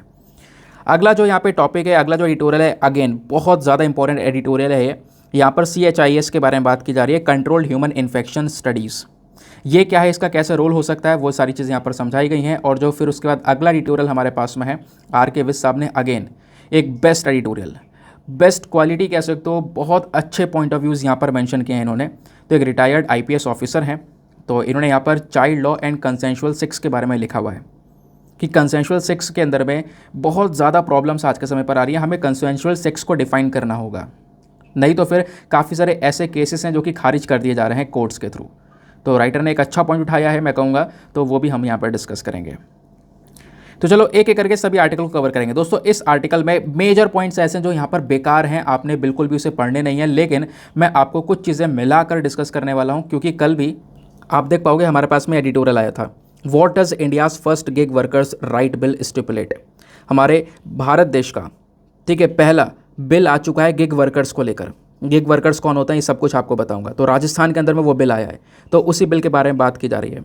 तो इस बिल का नाम क्या है? इस बिल का नाम है gig workers registration and welfare bill 2023। उनके कल्याण की, उनके रजिस्ट्रेशन की यहाँ पर बात की जाएगी। तो आओ बस खाली स्क्रीन पर नीचे देखते हुए चलना, सारे रेलिवेंट पॉइंट्स आपको यहाँ पे नजर आएंगे। तो राजस्थान की जो सरकार है, इन्होंने राजस्थान प्लेटफॉर्म बेस्ड जो gig worker registration and welfare bill है 2023 का, वो पास किया। और इस कानून के अंदर में मेन फोकस किया गया है कि जो 3 लाख गिग वर्कर्स राजस्थान में प्रेजेंट हैं, उन सब गिग वर्कर्स के लिए, कौन होते हैं गिग वर्कर्स वो भी बताऊंगा, थोड़ा सा वेट करो। तो इन 3 लाख गिग वर्कर्स के लिए अलग अलग स्कीम्स चलाना, इनके कल्याण, इनके उत्थान की बात करना, वेलफेयर की बात करना, ये यहाँ पर मेन फोकस होने वाला है इस बिल का। तो रिसेंटली यहाँ पर ये जो बिल है ये पास हुआ है वहाँ की राजस्थान की असेंबली में, इस वजह से यहाँ पर ये न्यूज़ में है। अब इस बिल के इंपॉर्टेंट प्रोविजंस क्या हैं वो थोड़ा सा यहाँ पर डिस्कस करेंगे। सबसे पहली चीज़ दोस्तों, आपको गिग वर्कर की डेफिनेशन पता होनी चाहिए कि गिग वर्कर होता कौन है। गिग वर्कर वो वर्कर होता है जो कि एक कॉन्ट्रैक्ट के बेसिस पर हायर किया जाता है।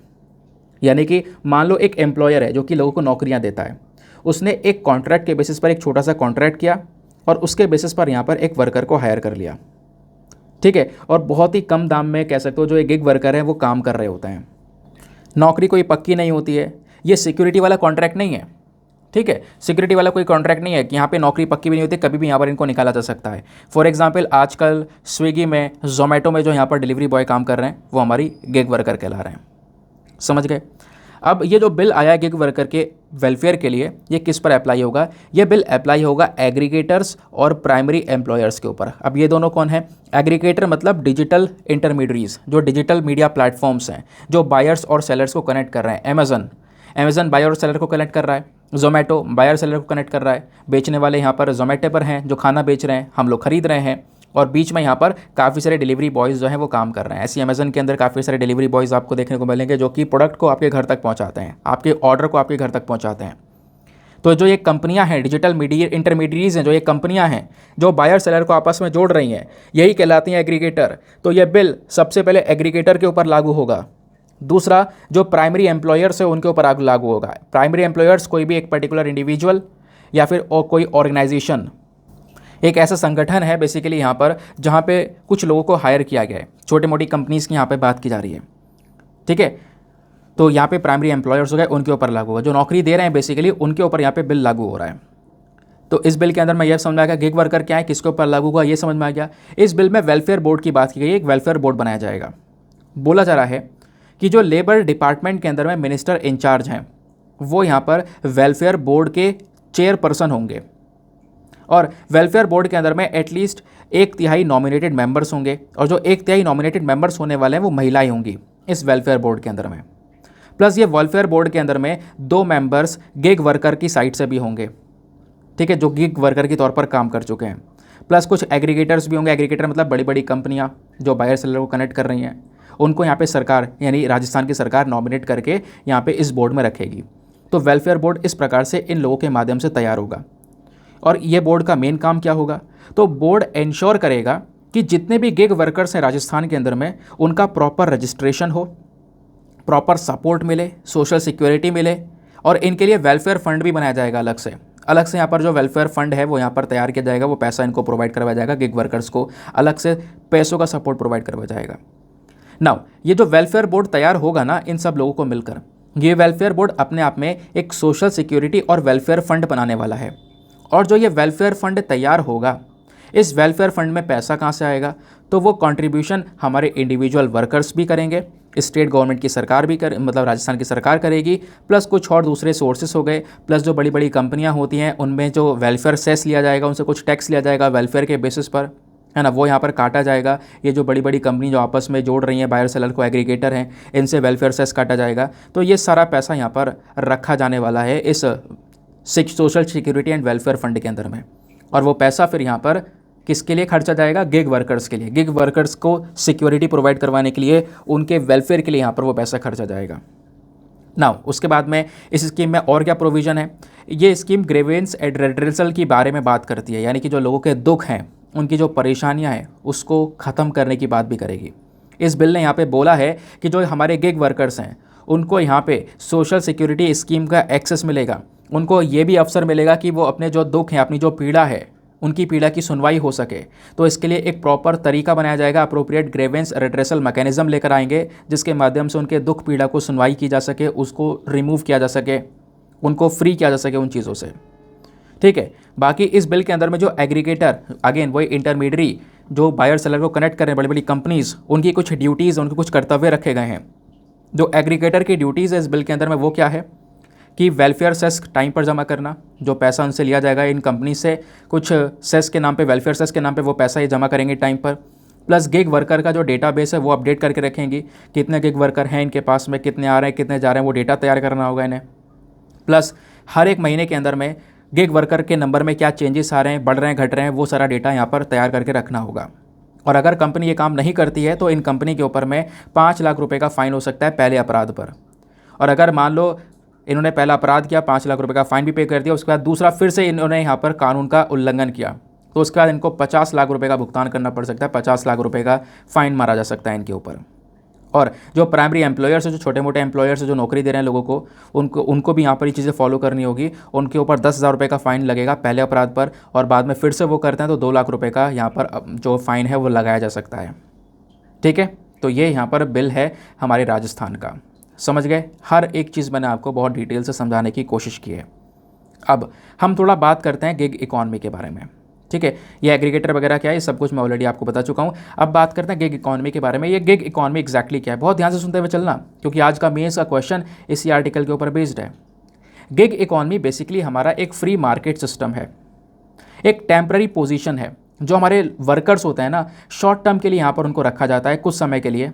उनकी पोजीशंस भी टेम्पररी होती है, कभी भी हट सकते हैं वो। एक रिपोर्ट आई थी बोस्टन कंसल्टिंग ग्रुप की। उस रिपोर्ट के अकॉर्डिंग बताया गया कि भारत का जो गिग वर्कफोर्स है, भारत में इस गिग इकॉनमी के अंदर जो लोग काम कर रहे हैं वो 15 मिलियन के आसपास वर्कर्स हैं, अलग अलग इंडस्ट्रीज़ में जो काम कर रहे हैं। 2019 की एक रिपोर्ट आई थी इंडिया स्टाफिंग फेडरेशन की, उसमें बताया गया कि Bharat 5th largest flexi staffing globally देखने को मिलेगा दुनिया में। यहाँ पर फ्लेक्सी स्टाफिंग के मामले में भारत 5वें नंबर पर है, यूएस, चाइना, ब्राज़ील, जापान के बाद में। इंडिया का जो ये गिग सेक्टर है, गिग इकॉनमी है, खासकर जैसे यहाँ पे ओला उबर चल रहा है, यहाँ पे ड्राइवर है, ड्राइवर को रखा गया है ना। मैंने जैसा बताया कि बहुत सारे प्लेटफॉर्म हैं, अमेज़ॉन वगैरह है, यहाँ पे डिलीवरी बॉय को रखा गया, वो सब गिग इकॉनमी कहला रही है हमारी।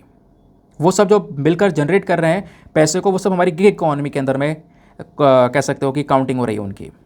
अब गिग सेक्टर है क्या, तो 56% भारत के अंदर में केवल 56% जो नया रोज़गार दिया जा रहा है, केवल नहीं, ये बहुत बड़ा नंबर है। भारत में जो 56% नया रोज़गार दिया जा रहा है इंडिया में, वो केवल गिग इकॉनमी के थ्रू ही जनरेट हो रहा है। गिग इकॉनमी कंपनीज़ यहाँ पर जनरेट कर रही हैं, ठीक है? ब्लू कॉलर और वाइट कॉलर नाम की जो ये जॉब्स है वो यहाँ पर जनरेट कर रही हैं। अब ये ब्लू कॉलर और वाइट कॉलर जॉब्स कौन सी होती हैं?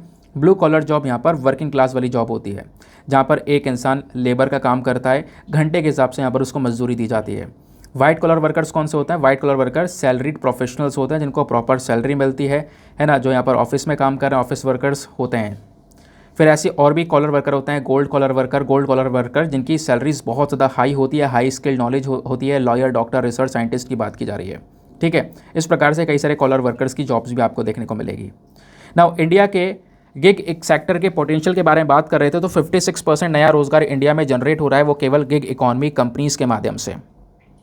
तो ये जो गिग इकॉनमी है ये इंडिया में काफ़ी ज़्यादा पॉपुलर है, खासकर ब्लू कॉलर जॉब्स के अंदर में। गिग वर्कर्स की डिमांड भी काफ़ी ज़्यादा आपको देखने को मिल जाएगी, है ना। तो उसके बाद में जो गिग इकॉनमी है ये लगभग कह सकते हो 90 million jobs non farming sector में प्रोवाइड करवा सकती है। आने वाले समय में बहुत सारी और भी नौकरियां फार्मिंग के अलावा जो जनरेट होंगी वो ज़्यादातर गिग इकॉनमी के अंदर जनरेट होगी। इंडिया जैसे जैसे यहाँ पर अपना टारगेट बना के चल रहा है कि 2025 तक हमें $5 ट्रिलियन की इकॉनमी बनना है, तो भारत का टारगेट ही अपने आप में बहुत बड़ा है। लेकिन इस टारगेट में जो गिग इकॉनमी सबसे बड़ा रोल प्ले करने वाली है, आप ऐसा कह सकते हो, ठीक है। गिग इकॉनमी की वजह से काफ़ी सारा जो पैसा है वो आज के समय पर जनरेट होता है, ऐसा यहाँ पर बोला जा रहा है। लेकिन इसी गिग सेक्टर के अंदर में पहले कुछ चैलेंजेस देखने को मिले हैं और अभी भी यहाँ पे चुनौतियाँ बढ़ती चली जा रही हैं, जैसे अनरेगुलेटेड नेचर। सबसे पहली चीज़, गिग इकॉनमी में जो लोग काम कर रहे हैं, जो वर्कर्स हैं ना, उनको कोई भी जॉब सिक्योरिटी नहीं है और ज़्यादा कोई बेनिफिट्स नहीं मिल रहे हैं, कोई फ़ायदा नहीं मिल रहा है। भाई नौकरी कर रहे हैं, 15-15 साल से नौकरी कर रहे हैं, फिर भी एक झटके में लोग निकाल दे रहे हैं। एम्प्लॉय इतना पुराना हो चुका है, 20-20 साल, 33 साल यहाँ पर काम कर चुका है, उसके बाद भी यहाँ पर उनको निकाल दिया जा रहा है। कोई जॉब सिक्योरिटी नाम की चीज़ ही नहीं है। तो ये सबसे बड़ा चैलेंज है ना। काफ़ी लोग यहाँ पे आर्ग्यू करते हैं कि जो गिग इकॉनमी है इंडिया के अंदर में, इसमें कोई भी सोशल सिक्योरिटी, इंश्योरेंस वगैरह ऐसा कोई भी बेनिफिट्स यहाँ पे लोगों को नहीं दिया जा रहा है। दूसरा जो चैलेंज है गिग सेक्टर के अंदर में, वो है स्किल्स की कमी। जो भी हमारे वर्कर्स होते हैं उनको ज़रूरत है कुछ अच्छे स्किल्स प्रोवाइड करवाना, है ना। लेकिन यहाँ पर जो पर्सन है, जब तक खुद टैलेंटेड नहीं होगा तब तक वो काम नहीं कर सकता है। एक पर्सन के पास में कुछ स्किल्स, कुछ नया ऐसा आना चाहिए जिसमें वो बिल्कुल परफेक्ट हो। उससे अच्छा वो कोई दूसरा काम करे ही ना, दूसरा व्यक्ति उससे अच्छा वो काम ना कर पाए, ठीक है। तो ऐसा यहाँ पर अपने आप को बना लो, तब जाके आप अपनी बार्गेनिंग कर सकते हो। मतलब कोई कंपनी आपको कम पैसे दे रही होगी, आप बता सकते हो मैं आपकी कंपनी के लिए ये कर सकता हूँ, इस चीज़ की गारंटी देता हूँ, लेकिन मैं सैलरी की इतनी डिमांड करता हूँ। लेकिन वो कब आप कह पाओगे ये बात?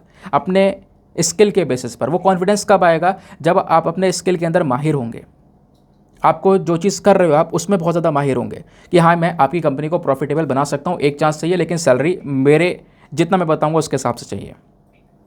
समझ गए? अब आता है यहाँ पर आज का मेंस का क्वेश्चन कि मेंस का क्वेश्चन क्या है। क्वेश्चन है, analyse the impact of gig economy on the traditional labour market and discuss the challenges faced by gig workers in India. जो हमारा नॉर्मल पारंपरिक श्रम बाजार है, ट्रेडिशनल लेबर मार्केट है, उस पर ये जो गिग इकॉनमी है इसका क्या असर हो रहा है, दूसरा, कुछ चैलेंजेस आज के समय में जो हमारे गिग वर्कर्स हैं वो कौन कौन से चैलेंजेस, कौन कौन सी चुनौतियां भारत के अंदर फेस कर रहे हैं, है ना, ये यहाँ पर आपने समझाना है।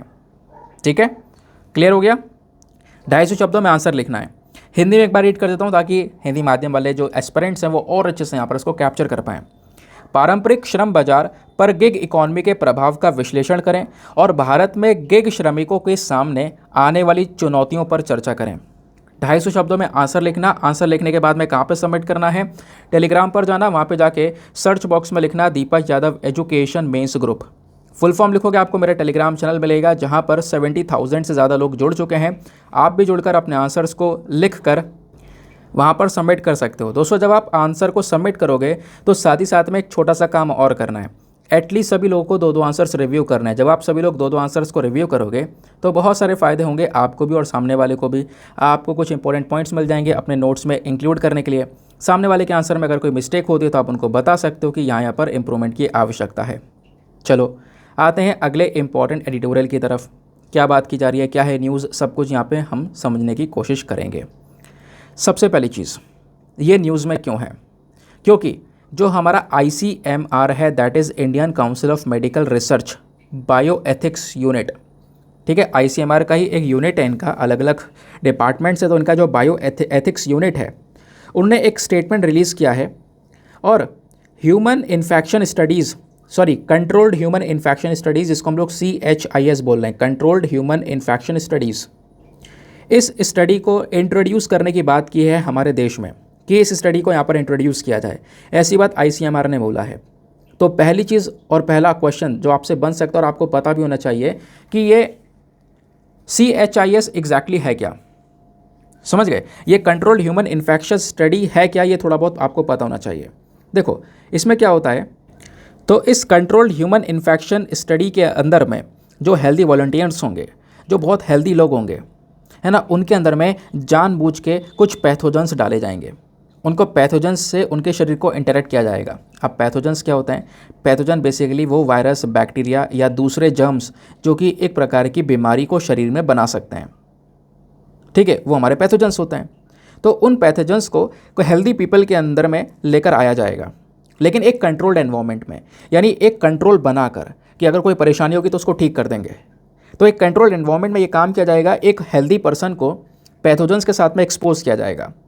लेकिन ये काम क्यों कर रहे हैं, ताकि हम समझ सकें, अंडरस्टैंड कर सकें पैथोजेनेसिस को, कि ये जो वायरस, बैक्टीरिया है या दूसरे प्रकार के जर्म्स हैं, ये कैसे किसी बीमारी को बना रहे हैं, ये बीमारी कैसे ट्रांसमिट हो रही है, इसका बचाव क्या हो सकता है, इस पर्टिकुलर इन्फेक्शियस डिजीज़ का ट्रीटमेंट क्या हो सकता है, इसके ऊपर स्टडी करने के लिए यहाँ पर ये काम किया जाता है।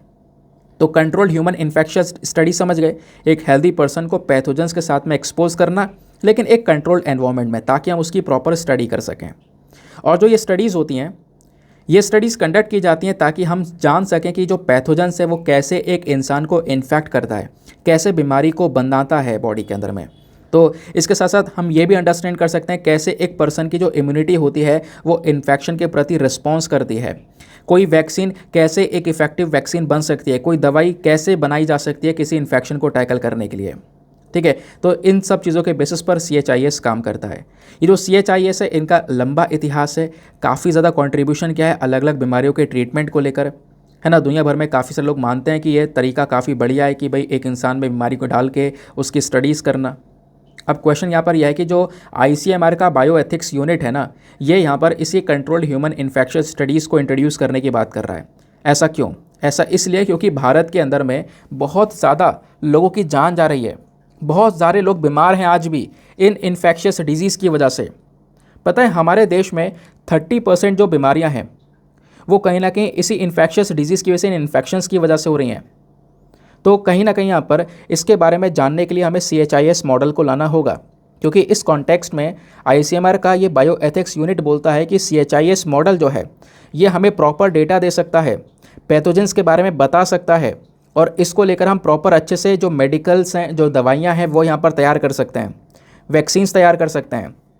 एक इंसान के ऊपर ये ट्राई करने से कई सारे लोगों की जान बचाई जा सकती है। और सबसे पहली बात, ये कॉस्ट इफेक्टिव तरीका है, ज़्यादा कुछ यहाँ पर पैसा लगेगा नहीं।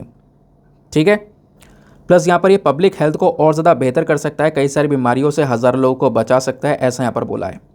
तो आईसीएमआर ने बाकी अपनी चिंता भी व्यक्त की है और बोला है कि जो CHIS वाला मेथड है, कंट्रोल्ड ह्यूमन इन्फेक्शियस स्टडीज़ का मेथड है, ये थोड़ा सा कॉम्प्लेक्स है, कॉम्प्लिकेटेड है, जटिल मेथड है। लेकिन इसमें अब ये जटिल जो तरीका है ना, क्योंकि एक इंसान को पैथोजन से एक्सपोज करना है, एक कंट्रोल एनवायरनमेंट में अगर कुछ हो गया तो उसे ठीक भी करना है, ठीक है। तो एक कॉम्प्लेक्स मेथड है और इस कॉम्प्लेक्स मेथड में कहीं ना कहीं कोलैबोरेशंस की आवश्यकता है। अलग अलग लेवल पर अलग अलग रिसर्चर्स जो हैं, अलग अलग इंस्टीट्यूशंस, हमारी संस्थाएं हैं, अलग अलग संगठन, ऑर्गेनाइजेशंस हैं, ये सब साथ में मिलकर आएँ, जो एक्सपर्ट्स हैं अलग अलग साथ में मिलकर आएँ, साथ में मिलकर अगर एक जगह पर बैठ कर काम करेंगे तो नए नए इनोवेशंस, नए नए सोल्यूशंस यहाँ पर आ सकेंगे। समझ गए? तो उस चीज़ की भी यहाँ पर मांग की गई है। क्लियर? दोनों एडिटोरियल हमारे हो गए समाप्त। नेक्स्ट एडिटोरियल पर आते हैं। अगले एडिटोरियल में child law and consensual sex के बारे में मेंशन किया गया है। यहाँ पे राइटर क्या बोलते हैं दोस्तों, अब इस चीज़ को बहुत ध्यान से सुनना। अब राइटर यहाँ पे क्या बोलते हैं, इस बात को ध्यान से सुनना। इनका कहना यह है, पिछले महीने में लगभग 3 अलग अलग जो केस हैं, हाई कोर्ट ने यहाँ पे उनको क्वाश कर दिया, उनको खारिज कर दिया है। हाई कोर्ट ने 3 अलग अलग केस को खारिज कर दिया और पता है वो तीनों केस कहीं ना कहीं सेक्सुअल ऑफेंस को लेकर थे, जिसमें कहीं पर भी माफ़ी नहीं है, लेकिन उनको यहाँ पे खारिज कर दिया गया। और एक केस में एक पेंडिंग क्रिमिनल प्रोसीडिंग्स थी, वहाँ पर एक एक्यूज पर्सन था, है ना, यानी पोक्सो एक्ट के तहत, जो हमारा protection of children from sexual offences act है, यानी 18 साल से कम उम्र के बच्चों को सेक्सुअल ऑफेंस से बचाने का काम करता है ये एक्ट। इस एक्ट के अंदर भी एक पर्सन को अरेस्ट किया गया था जिसने यहाँ पर सेक्सुअल हरासमेंट किया किसी का, जो कि यहाँ पर 18 साल से कम उम्र की बच्ची है। लेकिन जिसने ये काम किया था उसको भी छोड़ दिया गया, माफ़ कर दिया गया। ऐसा क्यों? तो यहाँ पर बताया ये जा रहा है कि जो हाई कोर्ट ने जितने भी केसेस को ये क्वाश किया है, खारिज किया है, जो कि सेक्सुअल वायलेंस से रिलेटेड केसेस हैं, ये केसेस बेसिकली कॉन्सेंशुअल सेक्स के बेसिस पर खारिज करे गए। कॉन्सेंशुअल सेक्स मतलब हाई कोर्ट ने बोला ये सेक्स कहीं ना कहीं जो विक्टिम है उसके सहमति के साथ में हुआ था, उसकी सहमति थी इस सेक्स के अंदर में, उसकी वजह से यहाँ पर यह हो पाया। तो इस वजह से यहाँ पर जो एक्यूज़ है, जिसके ऊपर यहाँ पे अब इल्ज़ाम लगाए जा रहे हैं, उसको छोड़ा जाएगा। ठीक है, तो इस प्रकार से यहाँ पर काफ़ी सारे केसेस हैं। राइटर बोलते हैं कि देखो, उन्होंने पूरी लाइन लगा दी है केसेस की। इन्होंने बोला कि मैं अभी कुछ इसी महीने के केस बताता हूँ। 12 जुलाई को दिल्ली हाई कोर्ट ने 25 साल के एक इंसान को बेल पर छोड़ दिया, और वो 25 साल का इंसान वो है, मतलब जिसने यहाँ पर 15 ईयर की लड़की के साथ में, 15 साल की लड़की के साथ में यहाँ पर एक सेक्सुअल असॉल्ट किया। लेकिन दिल्ली हाई कोर्ट ने क्यों छोड़ा? क्योंकि हाई कोर्ट ने ये बोला कि वो 15 साल की जो लड़की थी वो इस लड़के के साथ में भाग गई थी, खुद भागी थी। अगेन यहाँ पर कंसेंसस खुद का आ गया, सहमति आ गई लड़की की, इस चक्कर में यहाँ पे छोड़ दिया गया। फिर एक केस निकल कर आया 10 जुलाई को, राइटर बोलते हैं। फिर 12 जुलाई के बाद एक 10 जुलाई को भी केस देखने को मिला था कि बॉम्बे हाई कोर्ट ने, अगेन एक ही फिर से वही केस है, मतलब एक नया केस है। वहाँ पे 25 साल का इंसान है जिसको पोक्सो एक्ट के तहत यहाँ पे चार्ज किया गया था। पोक्सो के अंदर में बोला जा रहा है कि 17 साल की लड़की के साथ में यहाँ पर इतने सेक्सुअल वायलेशन किया, सेक्सुअल असॉल्ट किया। अब होता क्या है यहाँ पर कि उसको भी छूट दे दी जाती है, उसका केस यहाँ पे खारिज कर दिया गया। रीज़न कि यहाँ पे अगेन जो 17 साल की वो लड़की थी, ये उसकी सहमति थी यहाँ पर। ठीक है, ये बताया गया। फिर 7 जुलाई को एक और केस देखने को मिला। 7 जुलाई को मद्रास हाई कोर्ट ने एक FIR रजिस्टर्ड की गई थी पोक्सो के अंदर में, उसको यहाँ पे खारिज कर दिया। और यहाँ पे कहीं ना कहीं जो DGP हैं, डायरेक्टर जनरल ऑफ पुलिस, इनको बोला कि इस प्रकार के जितने भी केसेस पेंडिंग पड़े हुए हैं वो सारी की सारी रिपोर्ट तैयार करके हमें भेजो, हम सारे केसेस को खारिज करें। तो यहाँ पर कहीं ना कहीं प्रॉब्लम क्रिएट होनी स्टार्ट हो जाएगी अगर ऐसा होने लगेगा तो। राइटर बोलते हैं ऐसे चलते चलते 27 जून का भी एक केस निकल कर आया। 27 जून को मध्य प्रदेश के हाई कोर्ट ने भी एक FIR रजिस्टर्ड हुई थी पोक्सो के अंदर में, उसको भी खारिज कर दिया, उस व्यक्ति को भी छूट मिल गई। रीज़न अगेन लड़की की सहमति थी यहाँ पर सेक्स में। तो राइटर बोलते हैं ये कहीं ना कहीं एक बहुत बड़ी प्रॉब्लम बनने वाला है आगे। कंसेंट क्या है? कंसेंट बेसिकली यहाँ पर अगर हिंदी में बात करें तो सहमति के बारे में ही बात की जा रही है। लेकिन ये जो पोक्सो एक्ट है फिर ये किस काम का है? क्योंकि जो protection of children from sexual offence है, ये जो कानून है ना, इसके अंदर जो एक बच्चा है उसको कैसे डिफाइन किया गया कि 18 साल से कम उम्र का बच्चा वो यहाँ पे पोक्सो के अंदर में रखा गया है। और उसके साथ में अगर यहाँ पर कोई इस प्रकार का सेक्सुअल असॉल्ट होता है तो कहीं ना कहीं जो भी व्यक्ति ये सेक्सुअल असॉल्ट करेगा उसको पोक्सो के अंडर में चार्ज किया जाएगा, तुरंत अरेस्ट किया जाएगा। जो ये सेक्सुअल असॉल्ट यहाँ पर किए जा रहे हैं बच्चों को लेकर, जो ये बहुत ज़्यादा अपराध हैं, एक कड़ा अपराध है ये पोक्सो के अंदर।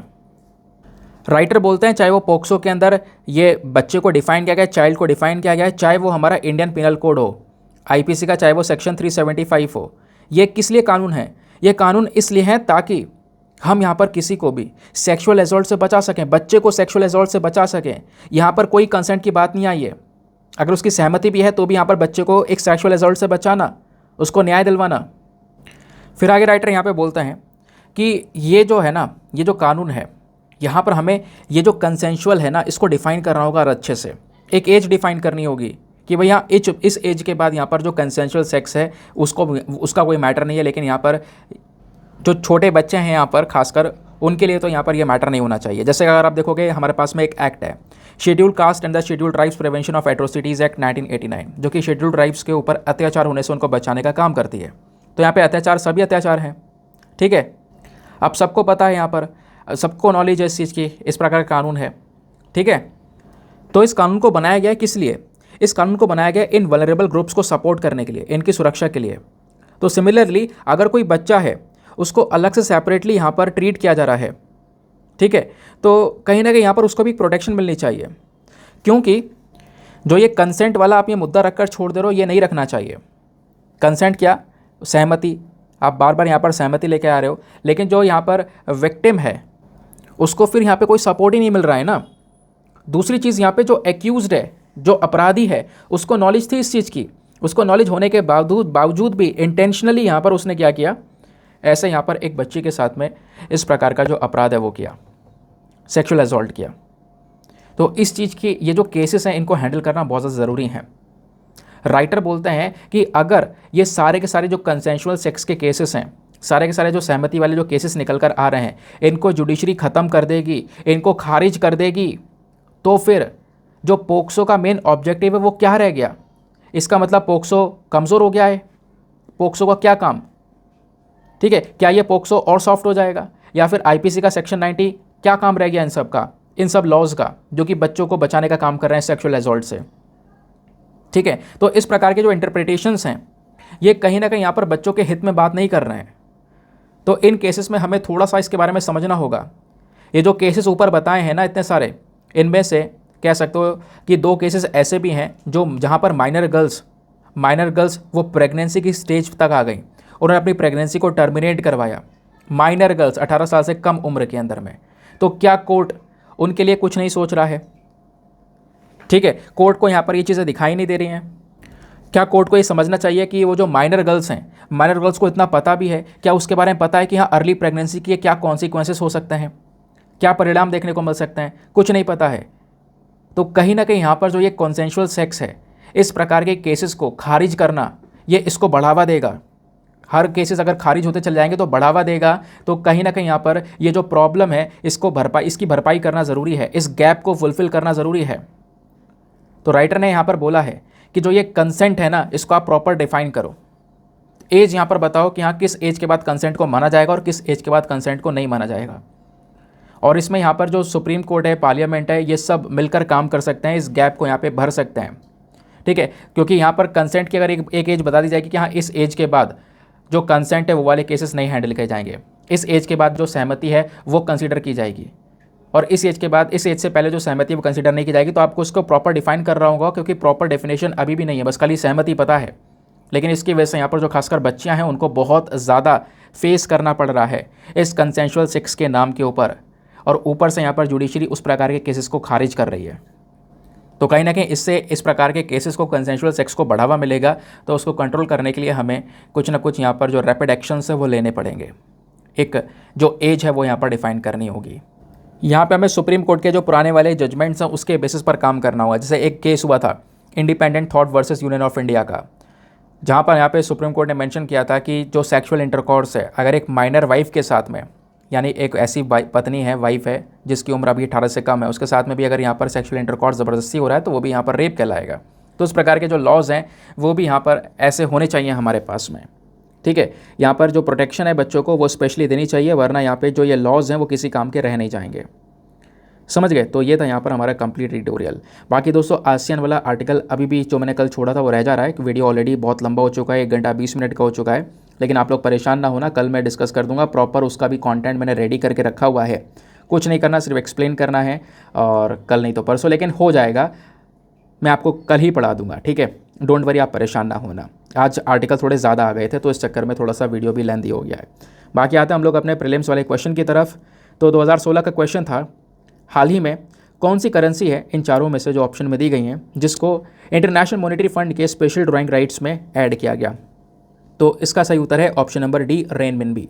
रेनमिनबी करेंसी को यहाँ पर ऐड किया गया था, ठीक है। 2016 में यहाँ पर एक क्वेश्चन पूछा गया था, क्योंकि उससे पहले हाल ही में यहाँ पर काम किया गया था, इसी बेसिस पर एक क्वेश्चन बना, ठीक है। तो इंटरनेशनल मॉनेटरी फंड के स्पेशल ड्राइंग राइट्स में रेनमिनबी करेंसी को ऐड किया गया। नाउ इसी के साथ में करते हैं हम लोग अपने लेक्चर को समाप्त और मिलते हैं आप लोगों से अगले वीडियो में। आज के लिए bye bye, have a nice day, thank you and जय हिंद।